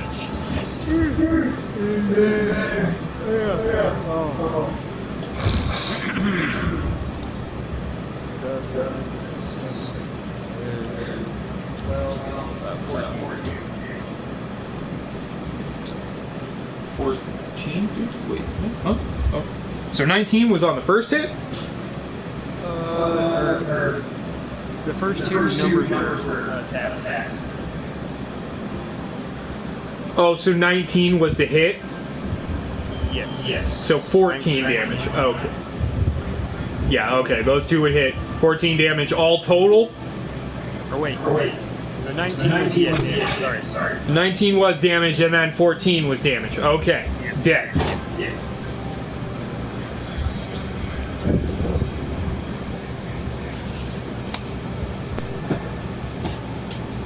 Alrighty, so grunt group number 1. But that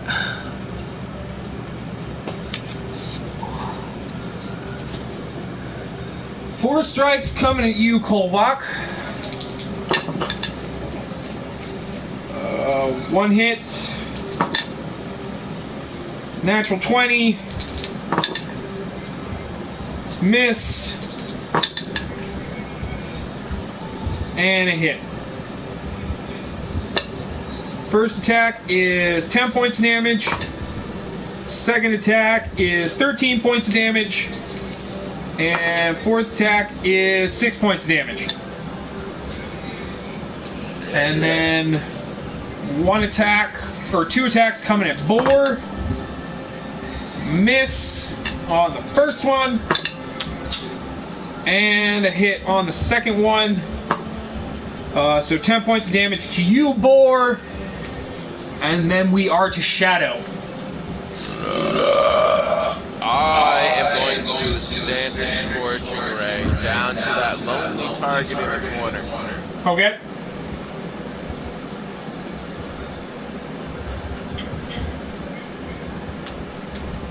Fuck you. Natural 1. 12. And 10. The 12 will hit. The 10 will miss.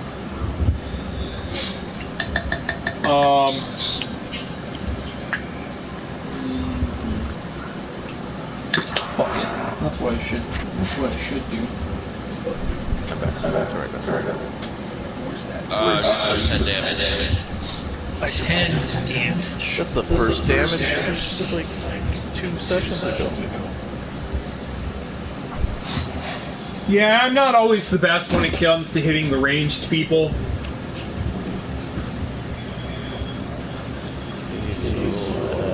My max hit points is easy.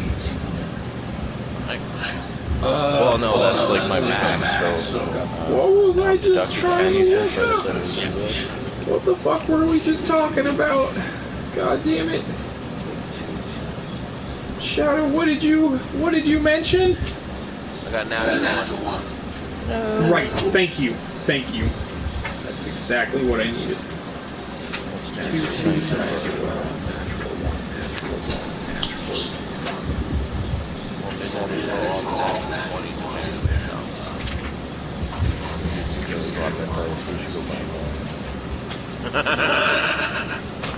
We should do like take turns every session. One person gets to use the natural 20. Shadow, roll me a D100. No. Yes. Alright, so that's double digits and single, right? Yes.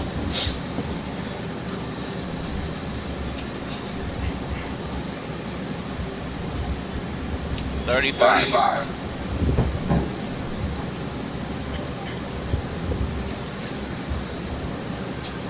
I would like you to roll me a D10. The single digits, right? Yes. 5. Alrighty. So, you try to send out your, you send out your first blast, it hits the target. You send out your second blast, it dodges after noticing you trying to kill it. And then you try to send out your third scorching ray, but nothing happens. And then you feel this strange sort of tingling sense wash over your body, and that's it.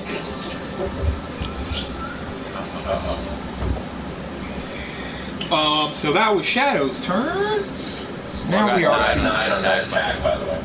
Oh, 9 damage. Very good. Very good. Very good. To number 14.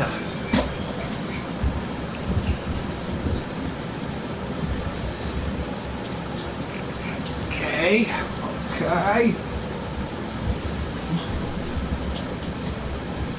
Alright, that one's gonna come up.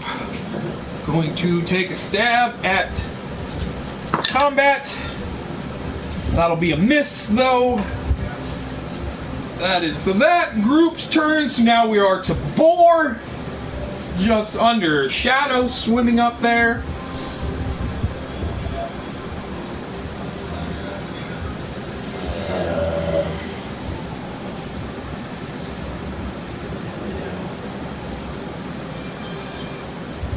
Can you point to me? I can't. You're underneath the double barrel. Yeah, so you have Shadow right above you. I made a face Okay, I'm gonna take this out my right. So number 19. Do it. Make your attacks.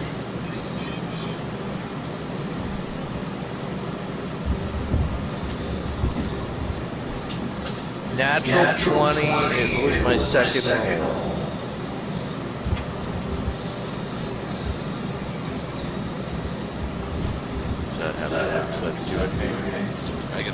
You still got to take the lower of the 2d20. So if you got 2 natural 20s, you'd have natural 20. But otherwise, you got to take the lower. No. No. Okay. So it was 19. So 19. Yep, that'll hit. 9 damage. 9 damage to number 10.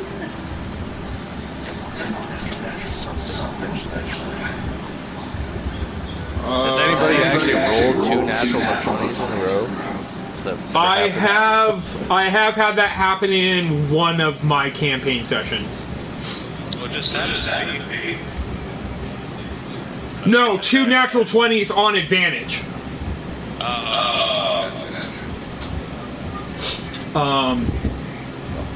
But never 2 natural 20s on disadvantage. I still haven't seen that yet. All right, your 3 was the second. But that's 3 plus 11. Yes. Yeah. And then Yeah, that'll hit. 6 damage. 6 damage. All right, you slash into that guy twice, and he did fishy. Fucking put him on the barbecue. Alrighty, so Can you still come back bonus? yes, you do still have your bonus attack, so you can move up on number 20 and go ahead and give a swing. Actually, you can get flanking on number 20, so now you only roll a single d20 for this attack. Alright, grab the dice and hold on. So So just roll 1d20 for your attack at 11. Don't worry about rolling 2. Take the lower. Because you are Kolvaka is on the other side of the enemy. You have advantage, which cancels out the disadvantage of the water. Okay, I got 13. 13. That'll hit. D6 plus 5. It's still the right. So when you said going back to the. Sorry, still my nice. 6 damage.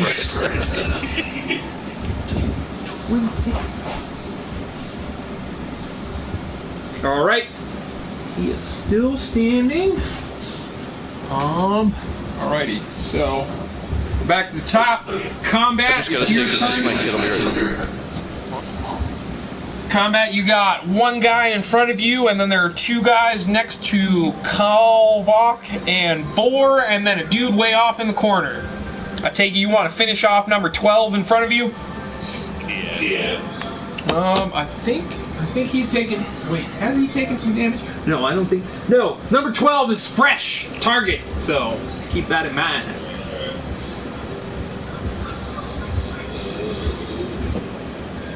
$15. Yep, that'll do it. 16. Yep, that'll do it. 18. Yep, that'll do it. Philip. 17. Make that 25. 25 all told. All right, you send a combo of 3 swift hits into that guy, and he crumples. Would you like to 5, 10, 15, 20 move into an advantageous position to give Kolvok flanking against number 17? Yeah. Very good. Although I don't think it matters because he's recklessly attacking. But still, well, I guess he doesn't have to do with that. Well, it doesn't really matter in this situation. Kolvok, it is your turn. 17 and 20 are still up next to you. You have flanking on them both. So you are at a normal roll. Even if you try to do reckless attacking, it's not going to help you. It's just straight D20. Yeah. On 17 or 20? They're both. Yes, they're both. Oh no, 20. That's right. Boar hit 20 once for 6 damage. Okay. I'll get that one. Okay. And then 28 for seconds. Yep, that'll definitely do it. And 13 damage. 13 damage. Still standing, but just barely. And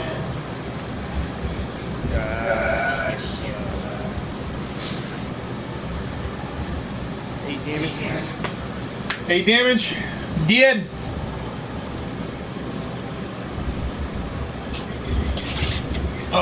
Two targets left. I'm just gonna say you guys mop them up, no problem. Room cleared. Nice.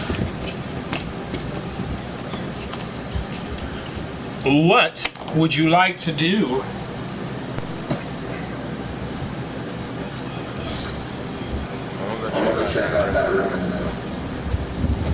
Okay.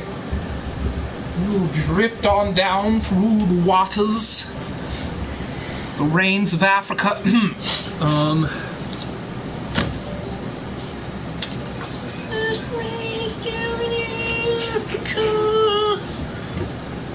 Did I fuck that up?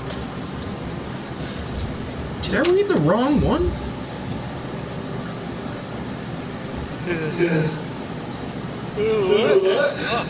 No, I did not read the wrong one. Okay. Alright, this room is adorned with colorful mosaic of a Sahuagin with a twisted body, creating a whirlpool to drag down a ship. A table stands in the center, a small bench to either side. Seaweed beds sway in the southeast and northeast and southeast corners. 2 coffers, their lids closed, stand against the northern wall.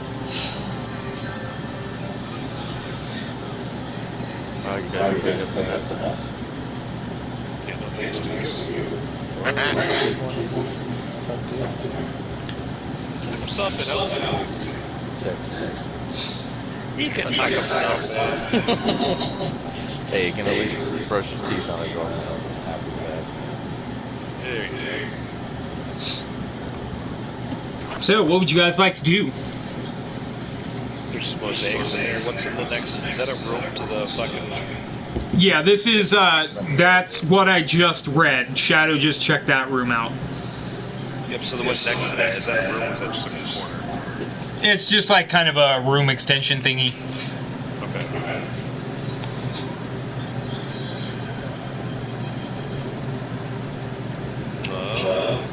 Where's these coffers? There are two. There are two that were in the room you guys just there are several coffers here in the room you guys just fought in, and then the room that Shadow just checked out, he saw two more coffers in there.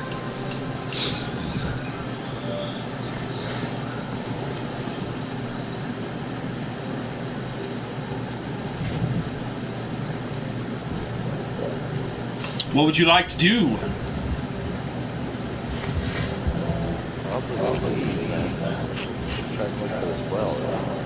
Indeed. Do you wish to check the coffers, or just move along your merry way?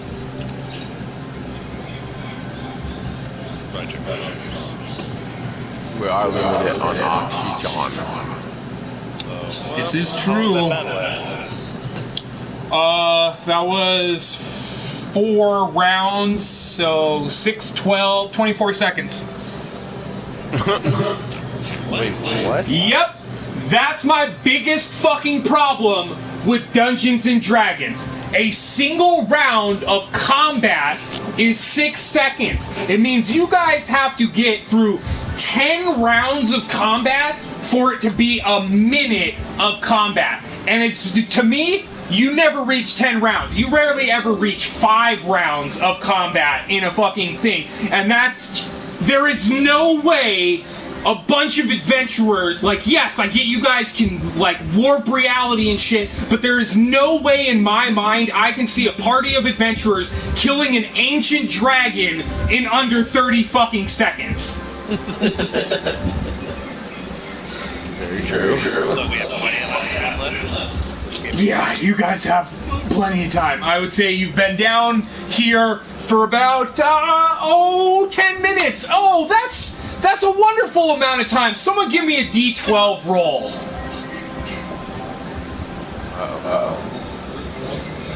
I think we're volunteering for that.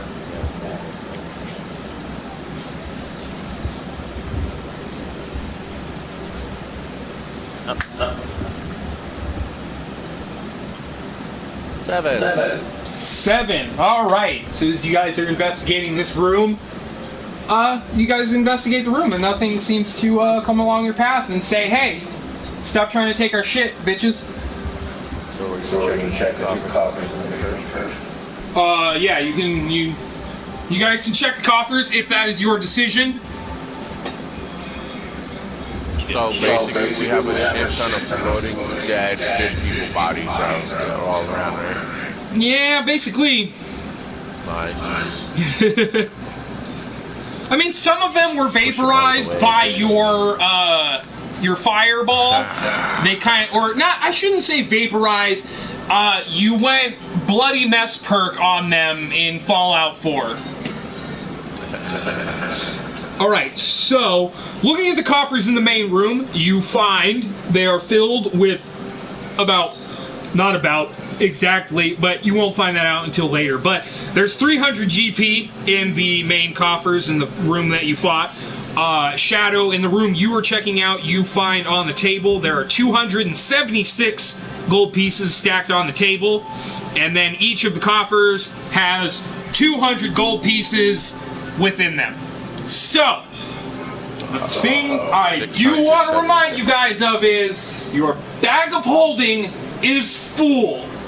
So, you still need to find out some kind of way to carry this money if you want to.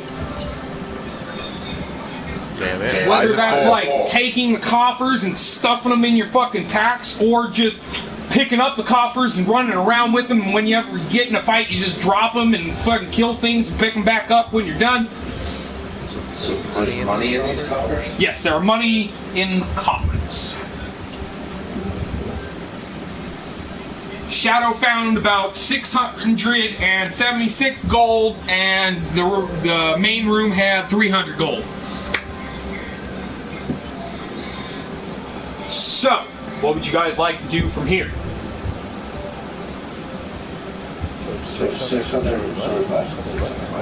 676 gold was found in the side room, and then 300 gold was found in the main room. So 976 gold, all told, found in this room.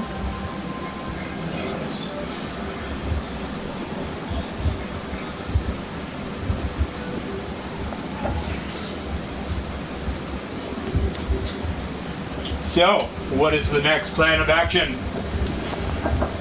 Continue along the right wall. Or does that lead somewhere? Yeah, you guys would have to go. This room that you have checked out is a dead end. You don't see stairs. You don't see a well. You found money, but you will have to go back the way you came. And your other choice was heading toward along the north spanning hallway. All right, so you start heading back north. It bends to the west, then bends back to the north, then bends to the east, then bends back to the north, and you guys continue along this way until you come to a section where you can turn to your left, or you can keep going straight ahead to the stairs that are leading down. Where would you guys like to go? Left, right? You guys want to check out left?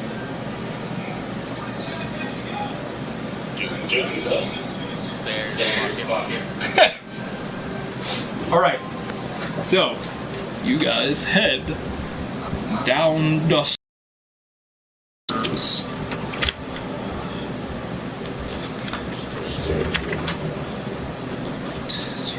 So now we're entering the third floor, no? Yes, you are entering the bottom floor.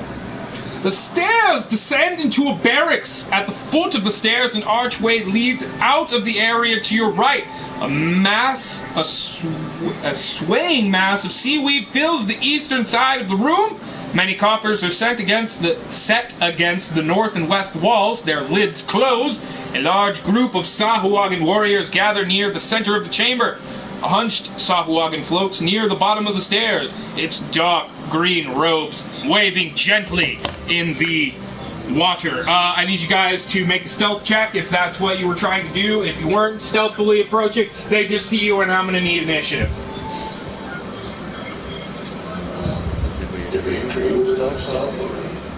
That's up to you. Yeah. Tilt. Split up declare battle.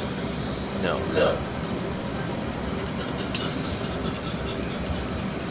I got Alrighty. 12. Ready.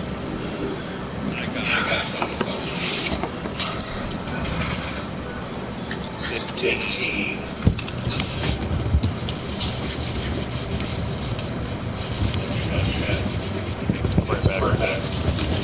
Yeah. Okay. Earthquake! There's 50 enemies down there? No. I was just talking shit. Oh. What am I, was I avoiding? What? I'm not even worried anymore. Just get Fred to do 2 fireballs. Fucking massive ass fucking Got room. cooked fish for dinner.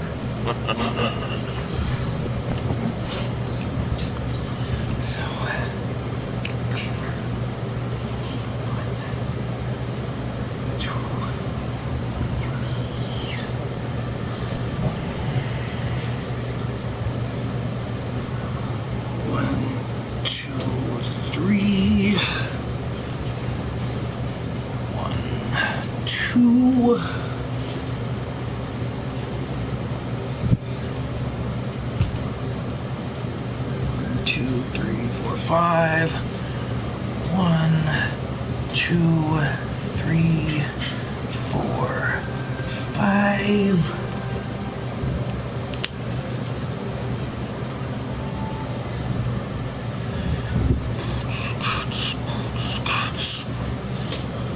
One, two, three, 4, 5, 6. 1, 2, 3, 4, 5, 6. How's work there, Cap? It's going under, maybe. Yeah, pretty much. Real. Yeah. The COVID heavy. Yeah, pretty much. Putting full on employees.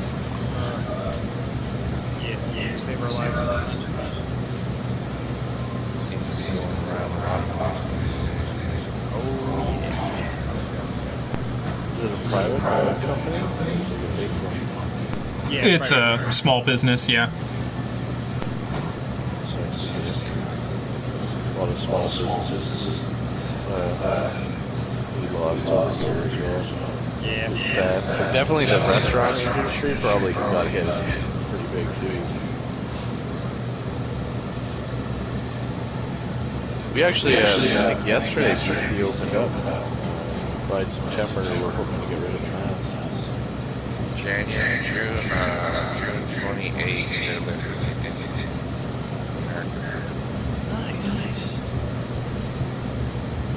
Is that because the numbers are with the vaccination? They are estimating about 70% vaccinated.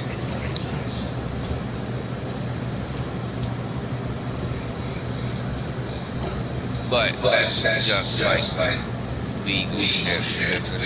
Practice.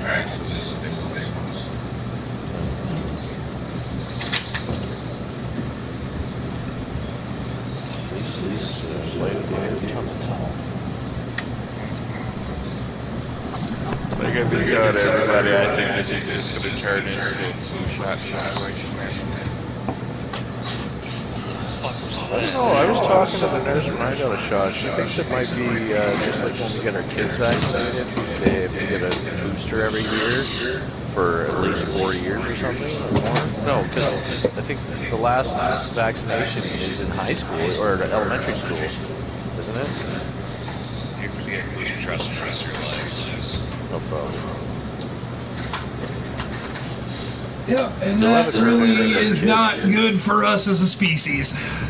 We now have 2 diseases we have to regularly vaccinate ourselves for, which severely reduces the resources we could be using for much better fucking shit. I haven't gotten a flu shot in fucking years. Neither have I. It has certainly been quite some time. I think I've taken it once in my life. I had it. My youngest daughter can't have the flu shot because it has egg. She has to. That's fucking weird. I don't know, what is the weirdest about that? Is that it has eggs in it, or I don't even know. I mean, I don't know if it's specific egg. It might be some sort of egg part. I don't know. Yeah. All I know is she doesn't get it because she's allergic to it. So. Evelyn, right? She's like fucking allergic to it. Yep. We're gonna be getting her tested again, hopefully soon. She passed the 7-year mark. Well, I don't know how many times you need to test her to be able to tell that she's your daughter.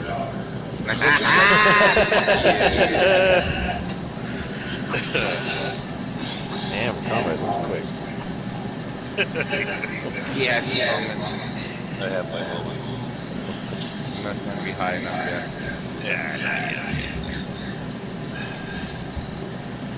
Now they say every 7 years your palate changes, so your allergies will change. Oh, yeah.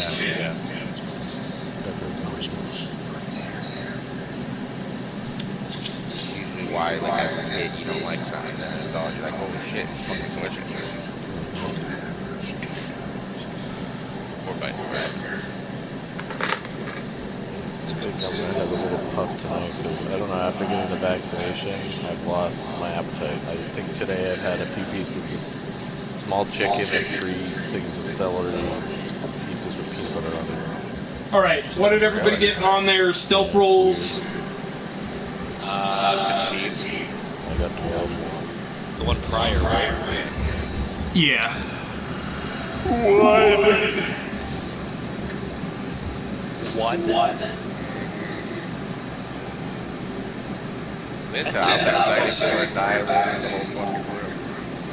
Oh right, your dragon's not here. I keep fucking putting him in, but he's not down here with you. You left him surface.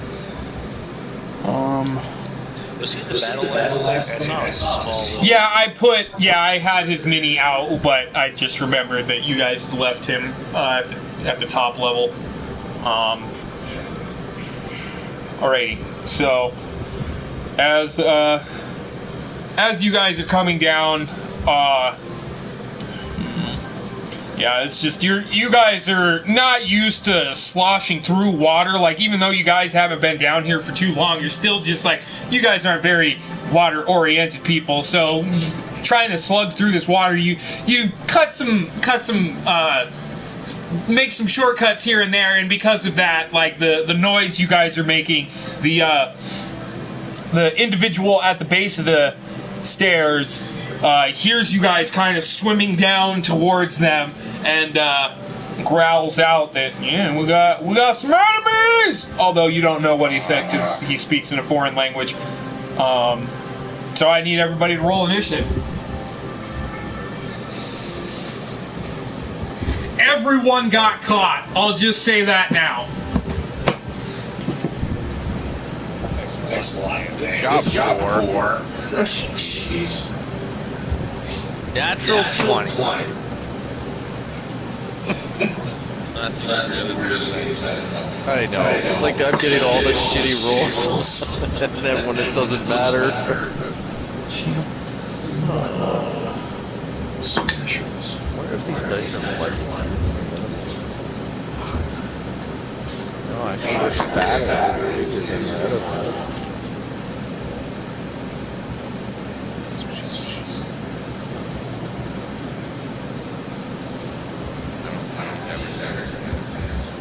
Well, the other one's close. Yeah. Hopefully not.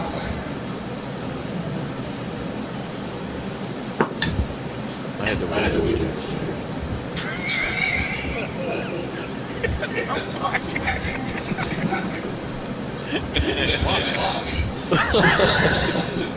I didn't even see that guy.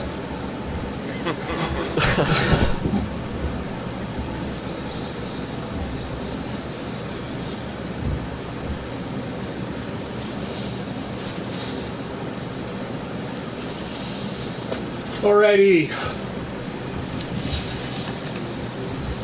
25 to 21. 21. Or you got a natural 20, so you should be 25. Oh. I didn't know that. Yes, you have a +5 to your dex, so that gets added to your...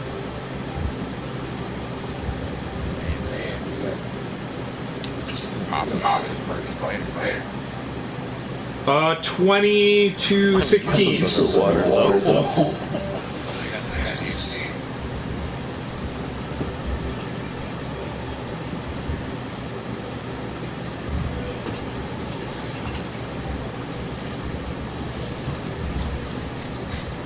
Got 10, by the way.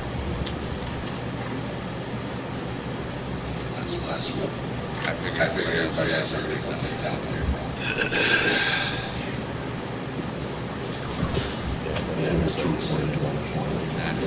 I even have in my notes, don't say your number, you idiot. Shadow, what'd you say yours was? 10.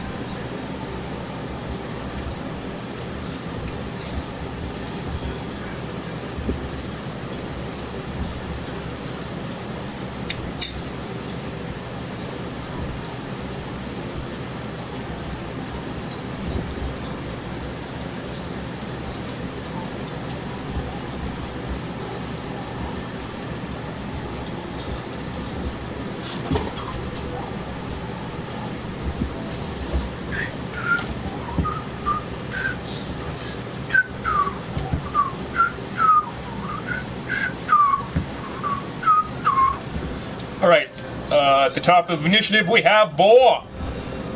The enemy is taking notice to your guys' descent into this level of the place.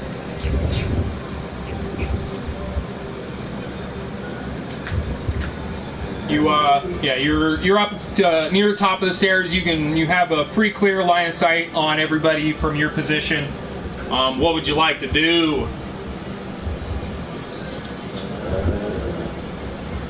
So we're still at the top, descending down to the third floor. Yes, you guys are up here. Yeah, right. there's a bit of a ledge here that you guys can potentially use as cover, but yeah, you can see down into this area and see your enemies. And you said underwater I can only get to 60 feet or something. Yes. With an arrow. Is the attack could the power of the bow reduced? No, the power is still the same. Alright, I'm gonna try to hit the guy the closest to our steps. Like where we are in our level. So right over the edge down here, or the guy near the base of the stairs? No, the other guy right to our right. Okay. The closest one, go ahead, make your 2 attacks. With the bow. And this is a disadvantage still, right? No? Okay. Yeah, it would be, but you have elevation, so it's canceled out to just a single d20.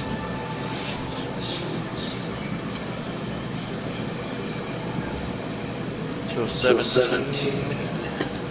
17 will hit. 11.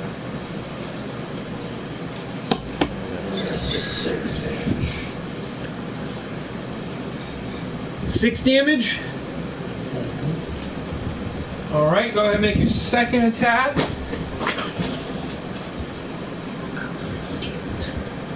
14. 14? Unfortunately, that misses. Alright, so after Boar, we have Kolvak.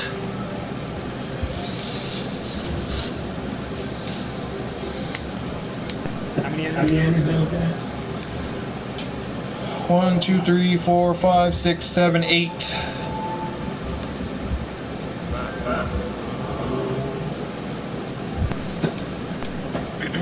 I'll attack.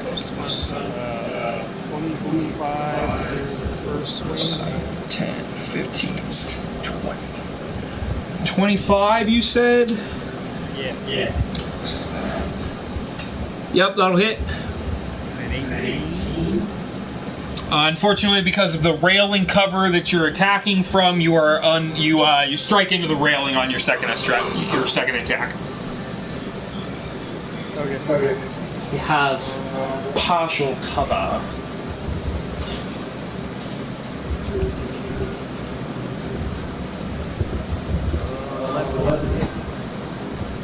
Pretty good.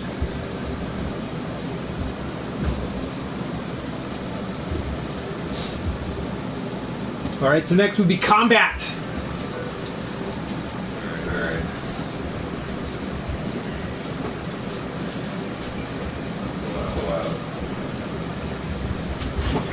First guy. All still in that back line. So there is a target at the base of the stairs. What is your max speed combat? 60. 60 feet? Holy Jesus. 45. Oh, 45. So you can, yeah, you can make it down 20 feet. So 5, 10, 15, 20. You can make it next to Kolvak, but you won't be engaged with the target, but you could spend a key point to bonus action dash, and you would be able to get to the enemy. Just finish the log. 5, 10, 15, 20. So you could throw 2 darts for your attack, and because they're thrown weapons, they do not have disadvantage underwater.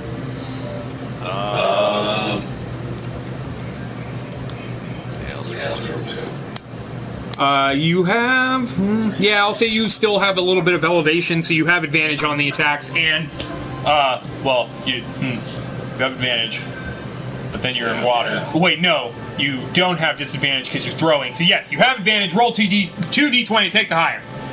Okay. For both attacks. Yep, that'll hit. And then 21. That'll hit. D4 plus your dex mod for the damage. Okay.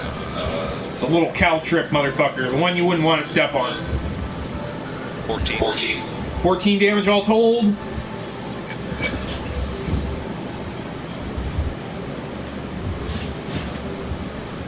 See how hardy is this motherfucker? Ooh, he's pretty hardy. Alright, yep, he takes your attacks, but he is still raring to go. So that was combat. So we have Grunt Group 2. That is the dude you guys just attacked.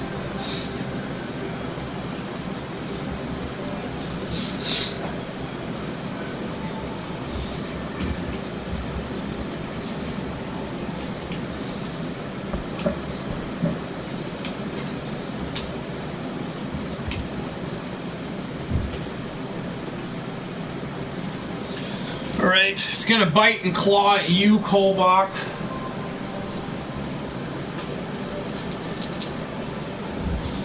So, bite. Gonna miss. A claw.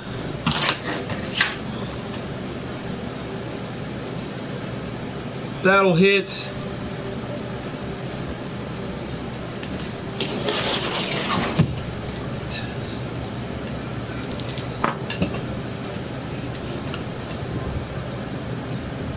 It's 9 points of slashing damage.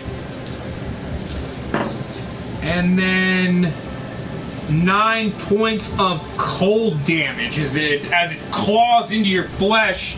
It seems to affect the very temperature of the water around you and freezes up the wounds as it scratches you. So next would be Shadow. I'm assuming that guy is the boss, right? Probably. He looks similar to that last gunnery sergeant you guys saw.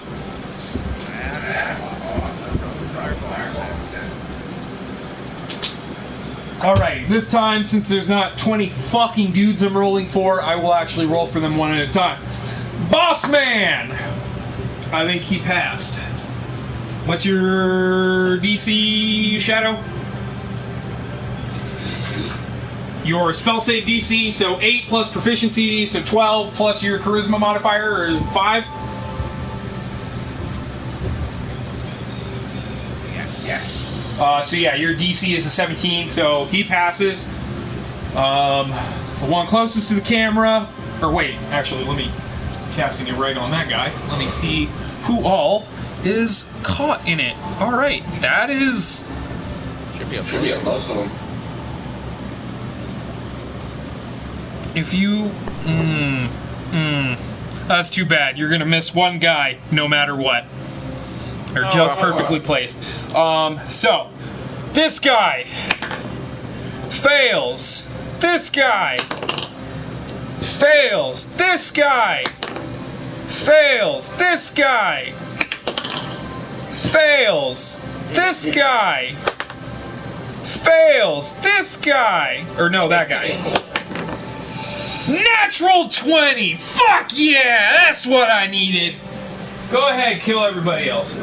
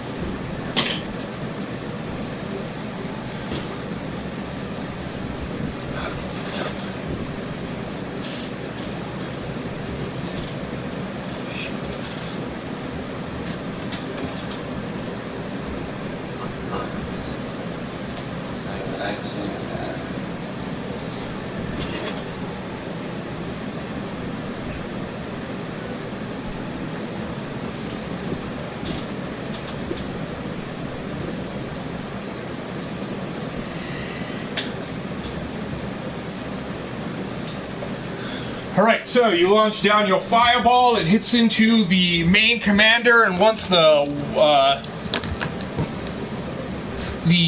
sort of air pressure bubble has cleared away from the impact of your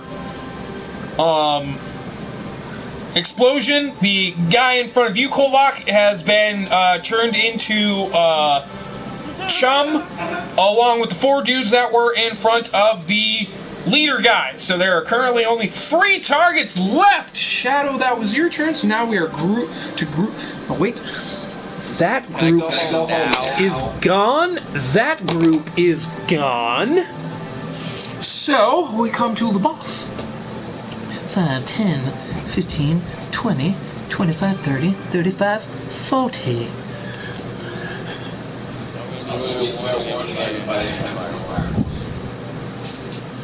You don't have any higher level slots that you can do? Right. So, 2 attacks are going to come at you. Combat, one of them's going to hit. 2 of them's going to hit. And then 1 attack at you, Kolvak. And that one's going to hit. So, combat, 9 damage and 10 damage, so 19 damage total. And Kolvak, 8 damage. Next.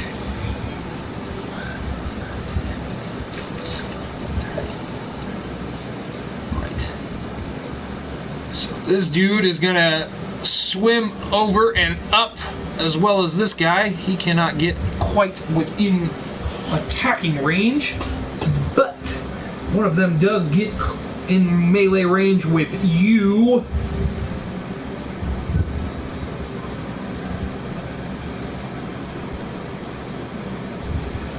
So 2 attacks coming at you, Boar. Guy swings at you with his glaive. First one's gonna miss, and the second one's a natural 20. That'll be on the bite attack. Or no, he's using the glaive twice, so. Ooh, uh-oh. Uh-oh. Oh.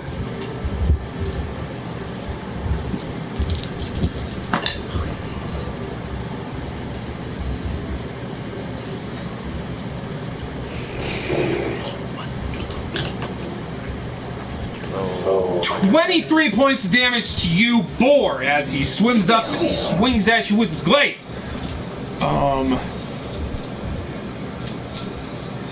That was those 2. So we are back to the top with Boar. You have a guy engaged with you in melee. He is at level with you, so you no longer have height advantage on him, but you're already underwater, so shooting him with your arrow is already a disadvantage. What would you like to do?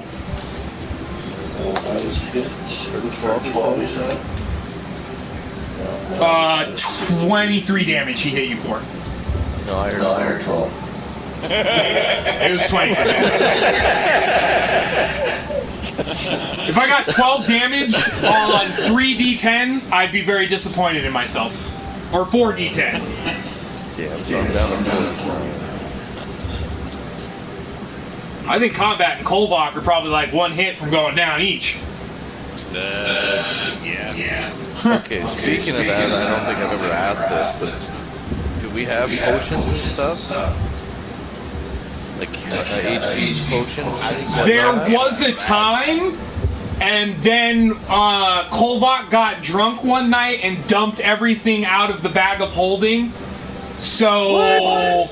Where was I for that one? That sounds like a fun session. Josh, his phone died, so all the shit he had recorded for his character on that phone disappeared. So that's how I justify where all that equipment went. Okay. Kolvak got drunk one night, was reaching in the bag. He's like, "What is all this stupid stuff?" Turned it inside out, just like dumped it out in your guys' at the river at your guys' property, and it all just fucking floated down river. Like, there are probably some people that live in your guys' neighborhood that have some fucking healing potions, but you'd have to ask him. Okay. I guess I will. I see the boss, or is he dead? Yes, you can see the boss. He rushed up on Kolvok and Combat at the bottom of the Down at stairs. the bottom of the stairs. Yes. I'm gonna try to hit him. Alrighty,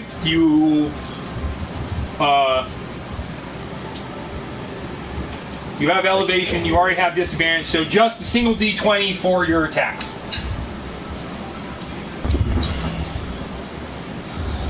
Got 19, so plus 11. Yeah, that'll definitely hit. Yep.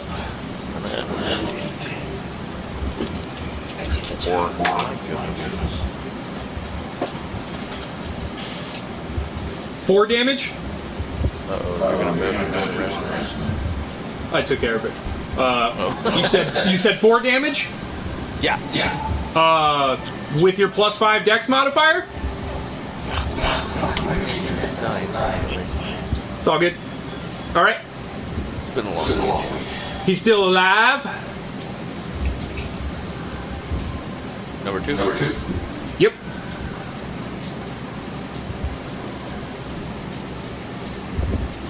So 15. 15 to hit.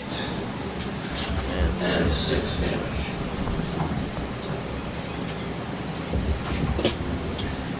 He ducks under your arrow. You miss on the second attack. Alright, so that was 4. So next, Kolvok.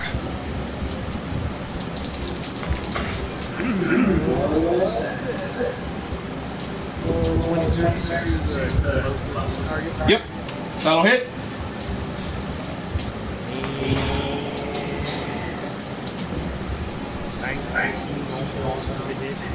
Yep, that'll do it.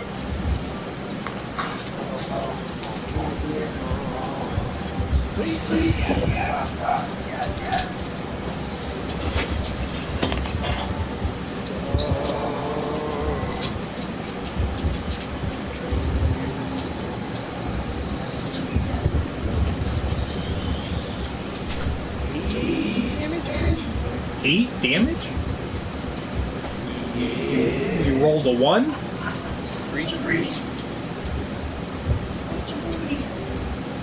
You rolled a 3? So plus 7 would be 10.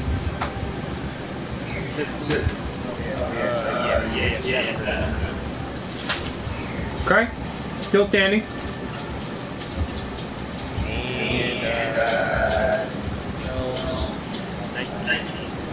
19 damage.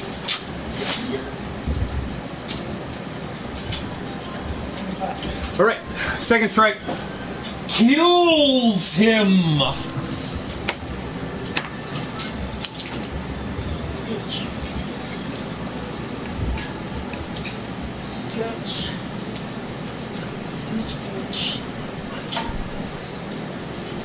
Two targets left standing. That was Kolvok. So next is Combat.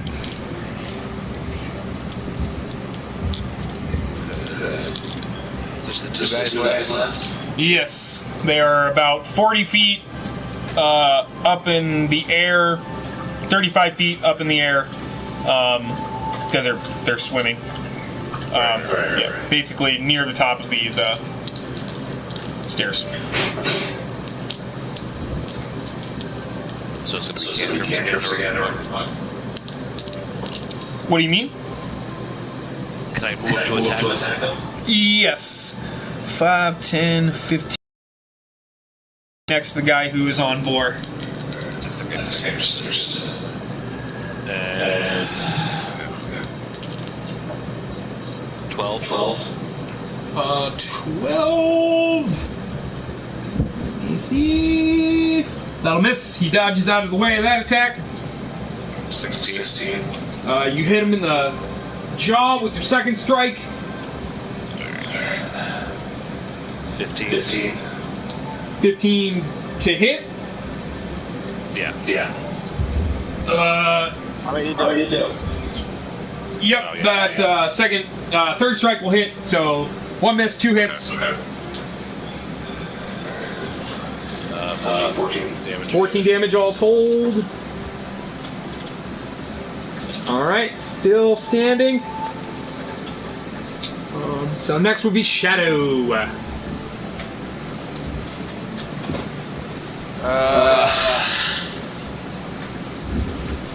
Just got those on the right then? Yep. One of them's been pretty messed up by the team, and the other is fresh. I'm just gonna do a standard fireball on the boss. The boss is down. Okay, then the one that's fucked up. Okie dokie.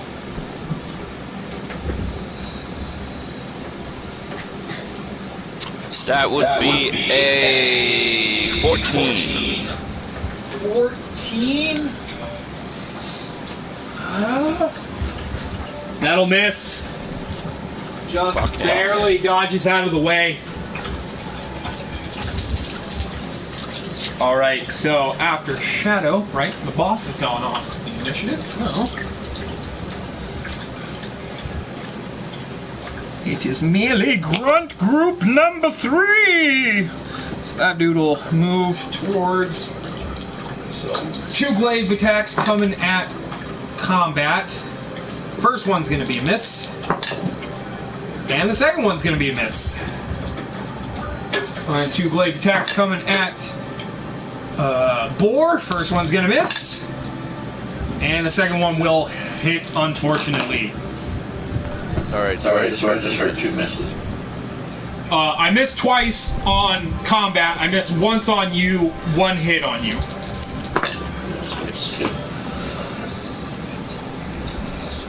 17 points of damage as he slashes into you with his glaive.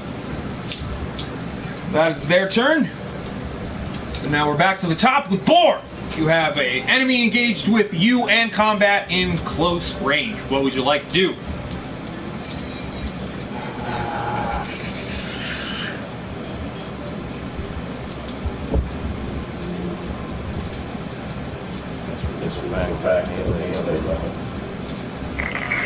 Okay. You draw your 2 swords.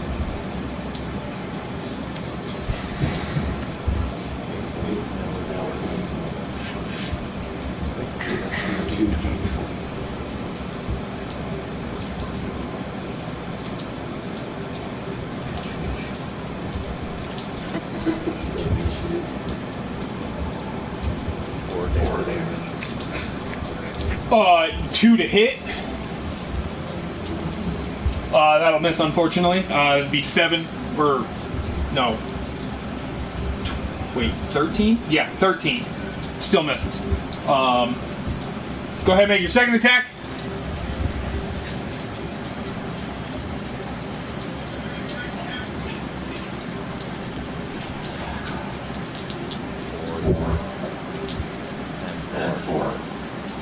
Plus 11, so that would be 15. You hit. Oh, thank God. 4 damage, and that's plus 5, so 9 damage. Still standing.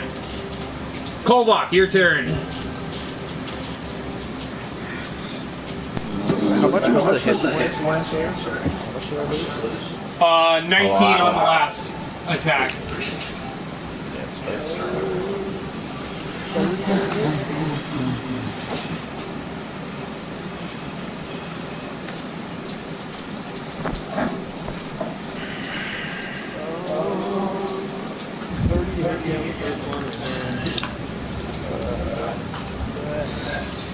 $18. 18 to hit, yeah, that also will hit. Yeah.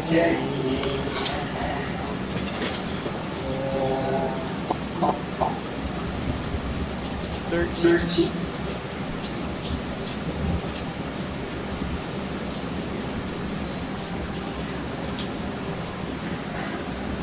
All right, still standing after first damage.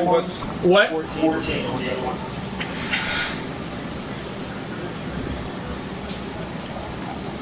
Still standing. Nico! Right. So, combat. Your turn. Yeah. It's one down. Nope. Still two targets up.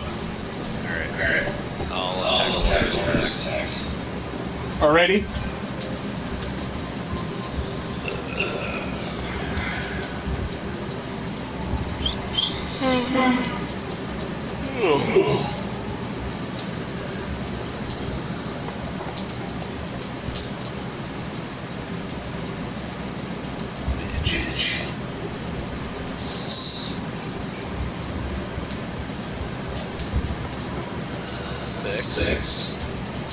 Six to hit.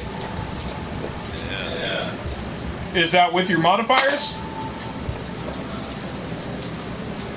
Is that what you got on the dice? Yeah, that's what I got on the dice. So you should have a +9, so that'd be a 15. Yeah, you hit. Yeah. 19. 19 to hit or damage? To hit. That'll hit. 14. 14 to hit. Yeah. That'll miss. So 19 damage. 19 damage. I'm not tired of stone. Alrighty. You send two right hooks into the guy's jaw, and it rattles his brain and his skull and turns it to mush, and he is down. One target left. Shadow, it is your turn.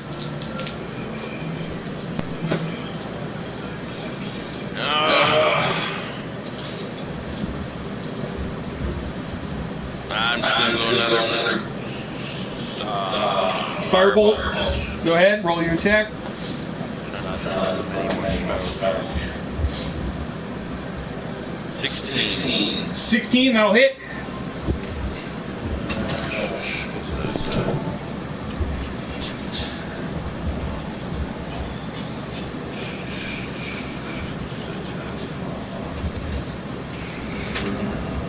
Oh, no.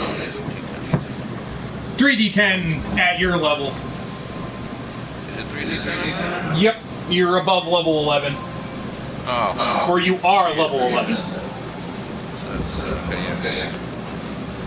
It's like one of the ones based on my fucking. Yeah, it's cantrips that get a little more powerful, so you feel a little relevant when you're doing them. Because, like, if you're just still doing, like, a d10 damage when you're, like, fighting an ancient dragon, but your, like, monk friend is doing 5 fucking attacks on it, it's kind of like, well, this is...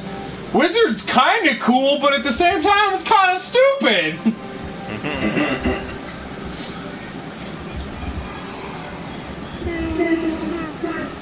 Oh, 6. 6 damage on 3d10s? Yeah. Jeez, that's too bad.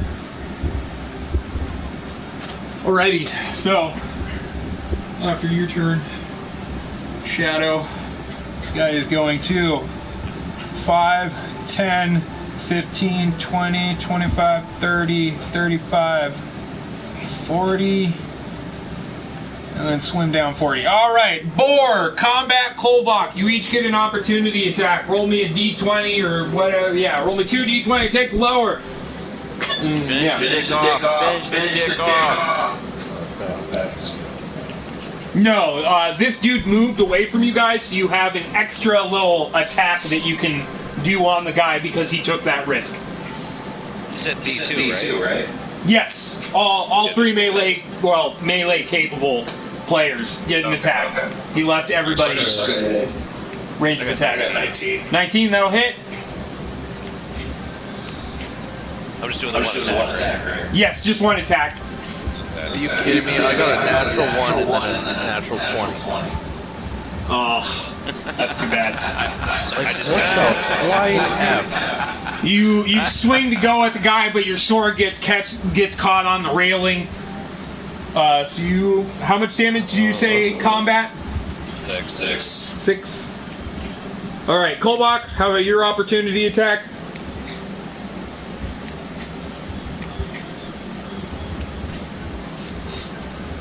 Kolbach? sleeping. 15, that'll do it. Finish him.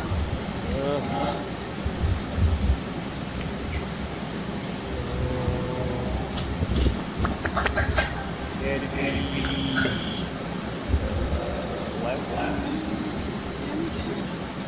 11. Yes. All right. He's still alive, but he dashed towards this sort of hallway and then got down sort of near ground level, and that's where he stopped. He uses action to dash, so we are back to the top with Boar.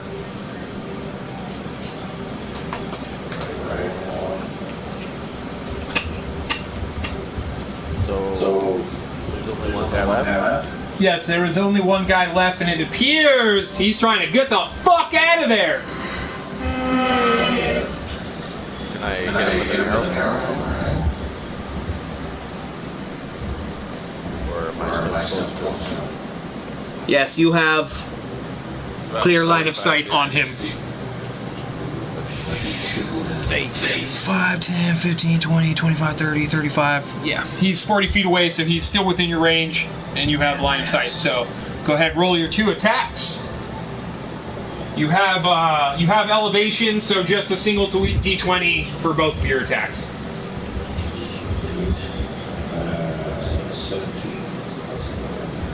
That'll hit.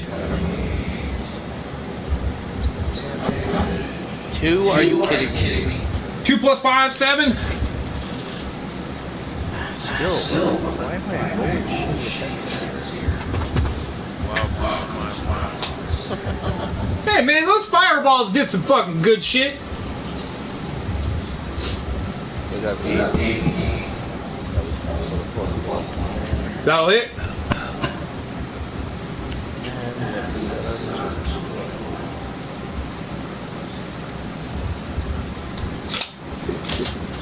Alright, still alive, but he's very wounded. He's definitely bloody, past half health. So that was Bor Kolvak. It is your turn. How far away is he? 40 feet, or well, 5, 10, 15, 20, 25, 30 feet. Okay. I'll run up and make a grab. 5, 10, 15. What's your max speed? Oh shit. Yeah, I got 20. And you said he's 30 away? Yep. Okay. Well, never mind. I'll just throw javelin. From the top of the stairs? You'll still have elevation where you'll be if you want to move towards him still. Okay. Whatever gives me non-advantage. Yes, the advantage. Yeah, your elevation. So single d20. Okay. Wait, what is javelin? Oh right. So you have advantage.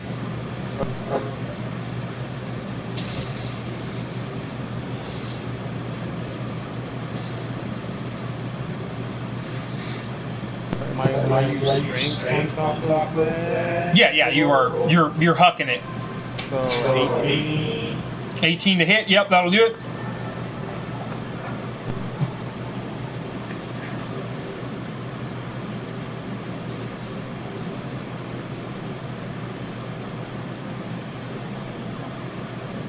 D6 or Javelin. I think it's a d6. Okay. So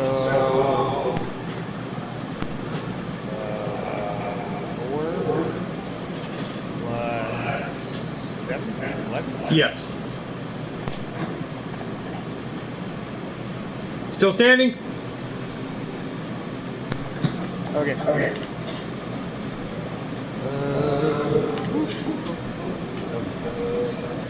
That was some shit, and it will be same damage. Still standing. Next is combat. Would you like to use a key point and rush the dude? Yeah. 5, 10, 15, 20, 25, 30, 35. Go ahead and make your attacks.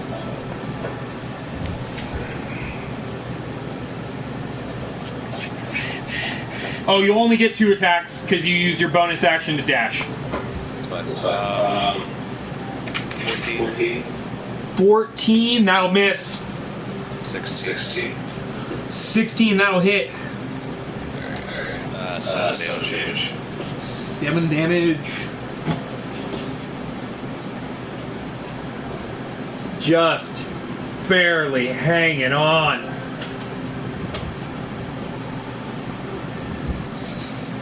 With that, 5, 10, 15, 20, 25, 30, and yeah. Gone around the corner.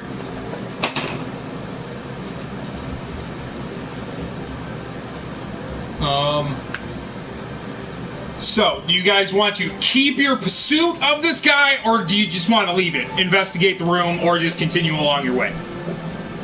Kill. Okay. So, let me.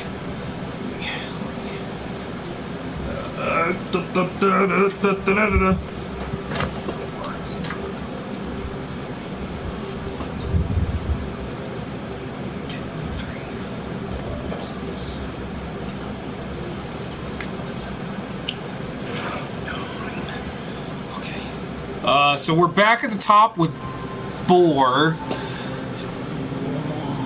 2, 3, 4, 5, 6, 7, 8. So the guy was not killed. He just ran around this corner this way, Boar. What would you like to do?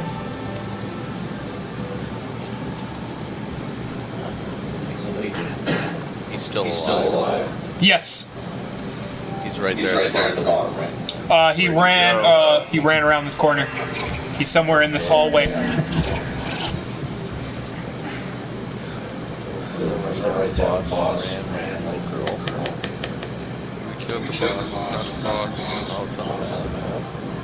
That's why he ran. He's not in charge of nobody. He's allowed to be a coward. Can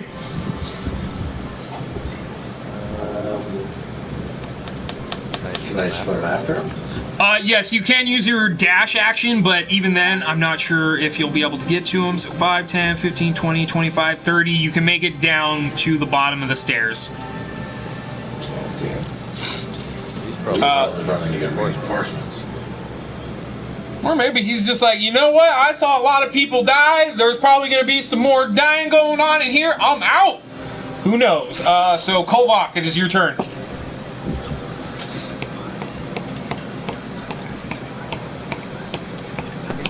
I can't run around her to throw something out, right? 5, 10, 15, 20. You can make it to there, and you don't see him. You can try to dash and maybe get a line of sight on him, but that would be your action. Meh.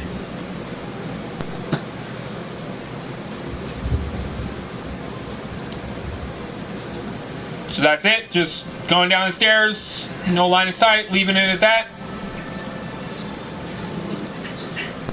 No, honestly, if I couldn't even make it around the corner, I wouldn't even do those spots. Okay. Passing turn then.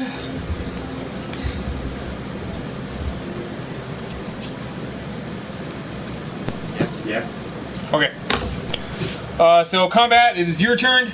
Trying to run around the corner and catch up to that guy. It's just a good need to read the ring, right? Huh? I'm thinking out loud. Yeah. So 5, 10, 15, 20. You can make it there. Would you like to bonus action dash to get some more distance?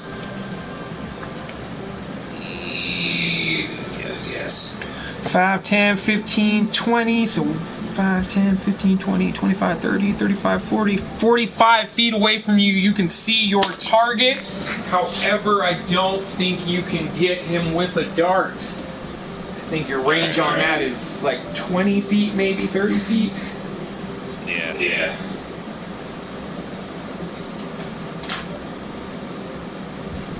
Alrighty. So, dart. 20 feet. So yeah, he is out of range for you to try to hit him with melee. It would appear this guy is faster than you. He has a very good swimming speed, and it seems like he's not focusing on, like, he's just focusing on trying to get away. So do you want to abandon pursuit or continue?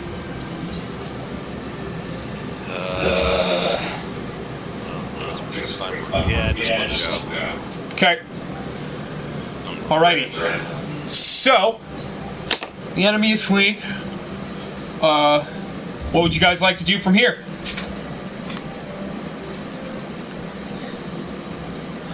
I think we should still follow him at least. Unless you guys want to go to the left and go out to the other hallway.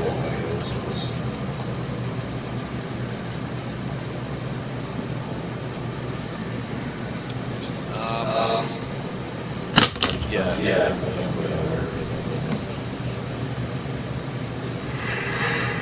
I vote to go out.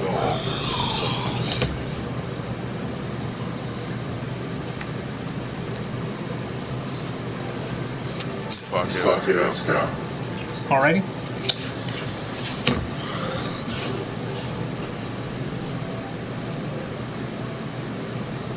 Alright, so you guys head down the hallway. It heads south for about 100 feet, and then it breaks to the west, goes about another 100 feet, and then breaks again to the south. As you guys are looking southward, you see the hallway continues southward before bending to the east, and then about halfway down between that bend, you can see another hallway going off towards the west. As you guys were trying to sort of follow after this guy, he had gotten way ahead, so you don't know exactly which direction he might have gone.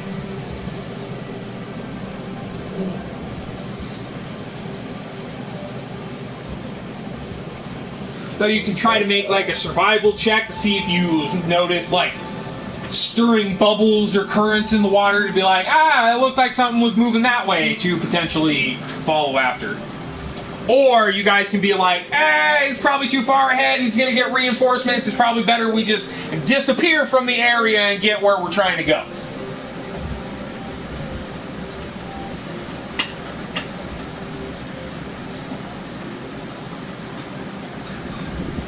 Do you want to head south or west?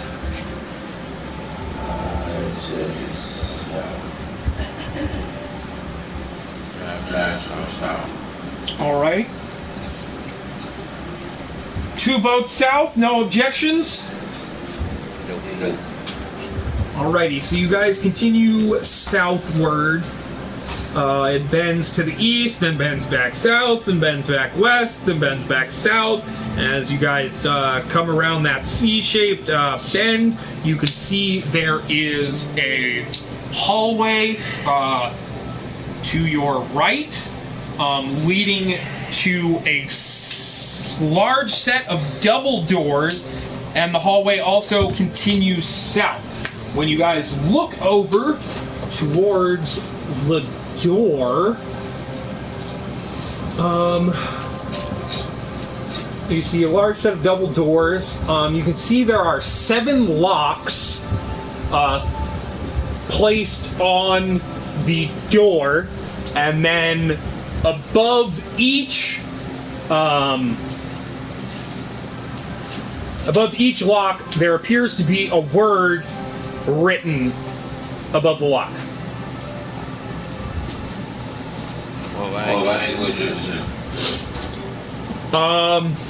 What are everybody's languages? Mine is common, or elven, and undercommon. Okay. Common, Draconic, Infernal, Orc, Dwarvish. All right, so okay, so Boar, you can read 3 of the locks. One of them is written in Common. It says open. One of them is in Elvish. It says close. And then one of them is in Undercommon, which also says close. Shadow, you can read the one that says open. You said... What were your languages one more time? Draconic, Infernal, Orc, and Dwarvish. So you can read the common one. It says open. You see there is one that has the Dwarvish word for open written above it, and then one of the locks has the infernal word for close written above it. Combat, what are your languages? I'm assuming probably just... Yeah, that's right. We actually figured this out. You're just Common and Elvish. So you can read the Common one says open, the Elvish one says close. Kolvak, what are your languages?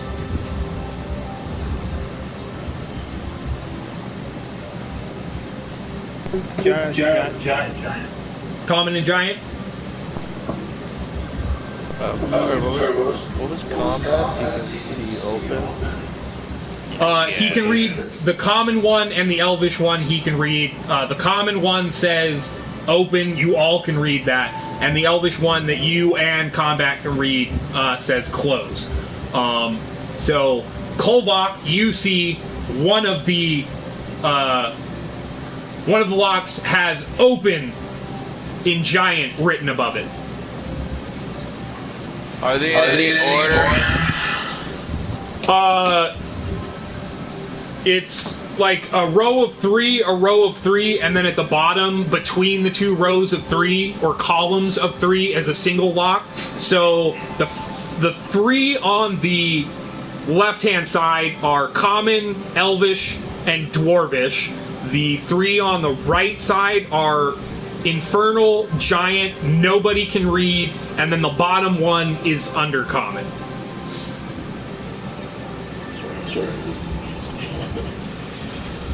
So there's a row of 3. One says what?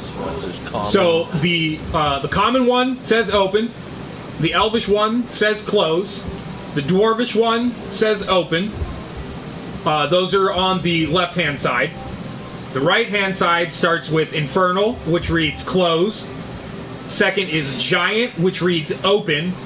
Then the bottom lock is in a language none of you can read. And then the very bottom one in the center of the 2 columns is in Undercommon, which says close.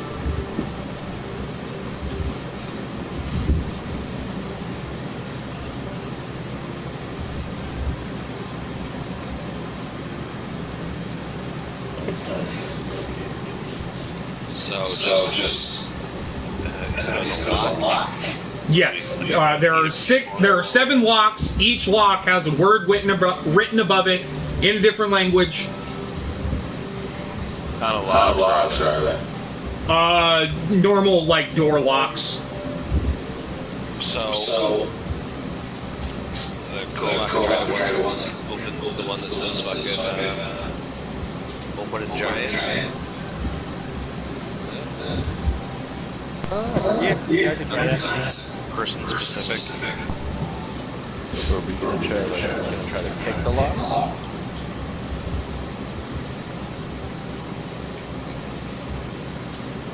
I'll just attempt opening.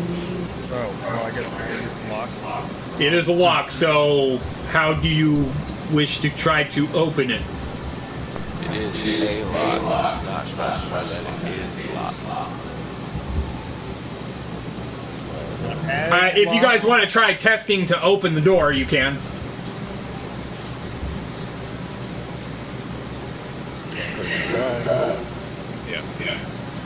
Yeah, you guys try to pull open the door. It definitely seems like this door is thoroughly latched closed to prevent entry.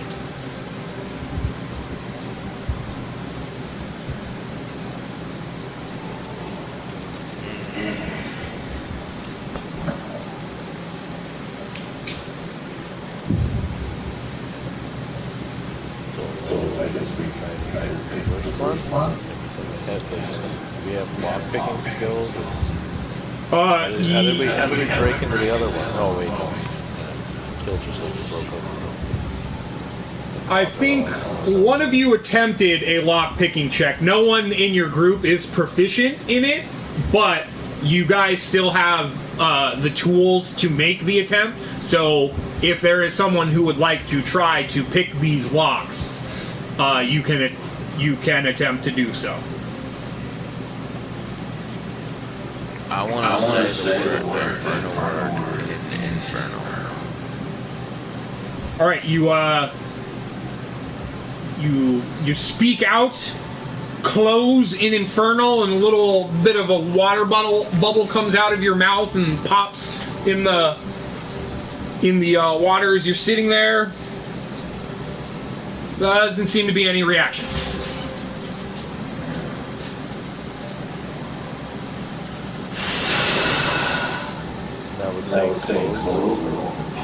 That was saying close in Infernal to the lock that is marked Infernal and says close.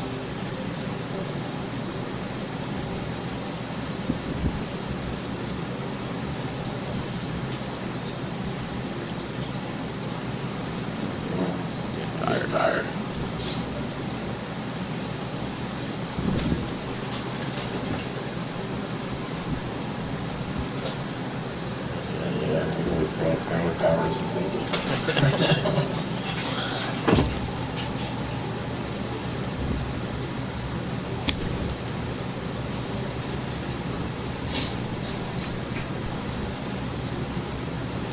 Is there something you guys would like to try to attempt, or should we call it here for now and you guys brainstorm ideas over the week? I like that idea. Yeah. Before we go, is there something you can inspect it or just look around for any buttons, push buttons, anything? Yes, you can make an investigation check.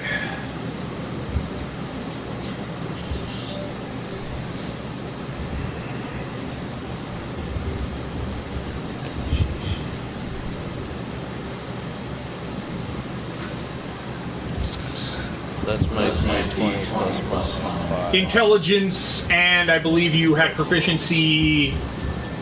So yeah, your intelligence modifier and your proficiency bonus of 4.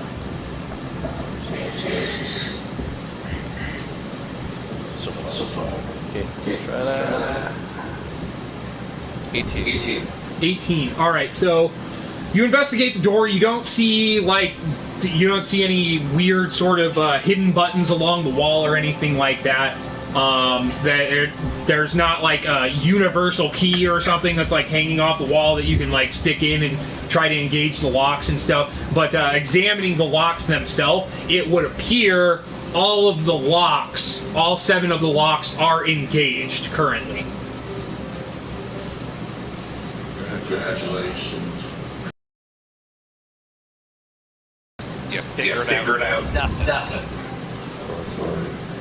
Don't apologize. It's a roll of the fucking dice. Yep. Yeah, that's right. Alright, so I'll just put at the end of there, what on earth were we doing? Alrighty. Will the party be able to solve this bizarre door and its 7 locks? Find out next time on Dungeons & Dragons. Thank you all for joining me. I hope you had a good time. See you next time. See ya. Night, y'all. See ya. Good day, Jake. Fucking season pass for fucking Fire Emblem. No, I didn't. I thought about getting it, but I did not. Sorry, it is on sale. Ooh, well, that changes things. $17.49. It's not a crazy amount off, but it's fucking there. Yeah? I mean, it's never going to go on sale at cheap. Yeah, right, exactly. That new Contra is fucking $3-4. Holy shit. It's not really. I downloaded the demo, so it's not really bad. I just took $4. Just 9, 10, 11, 12. 15, 16, 17. Fucking talking to you guys. Yep, for sure. Later. 18, 19, 20, 21, 22, 23, 24, 25, 26, 27, 28, 29,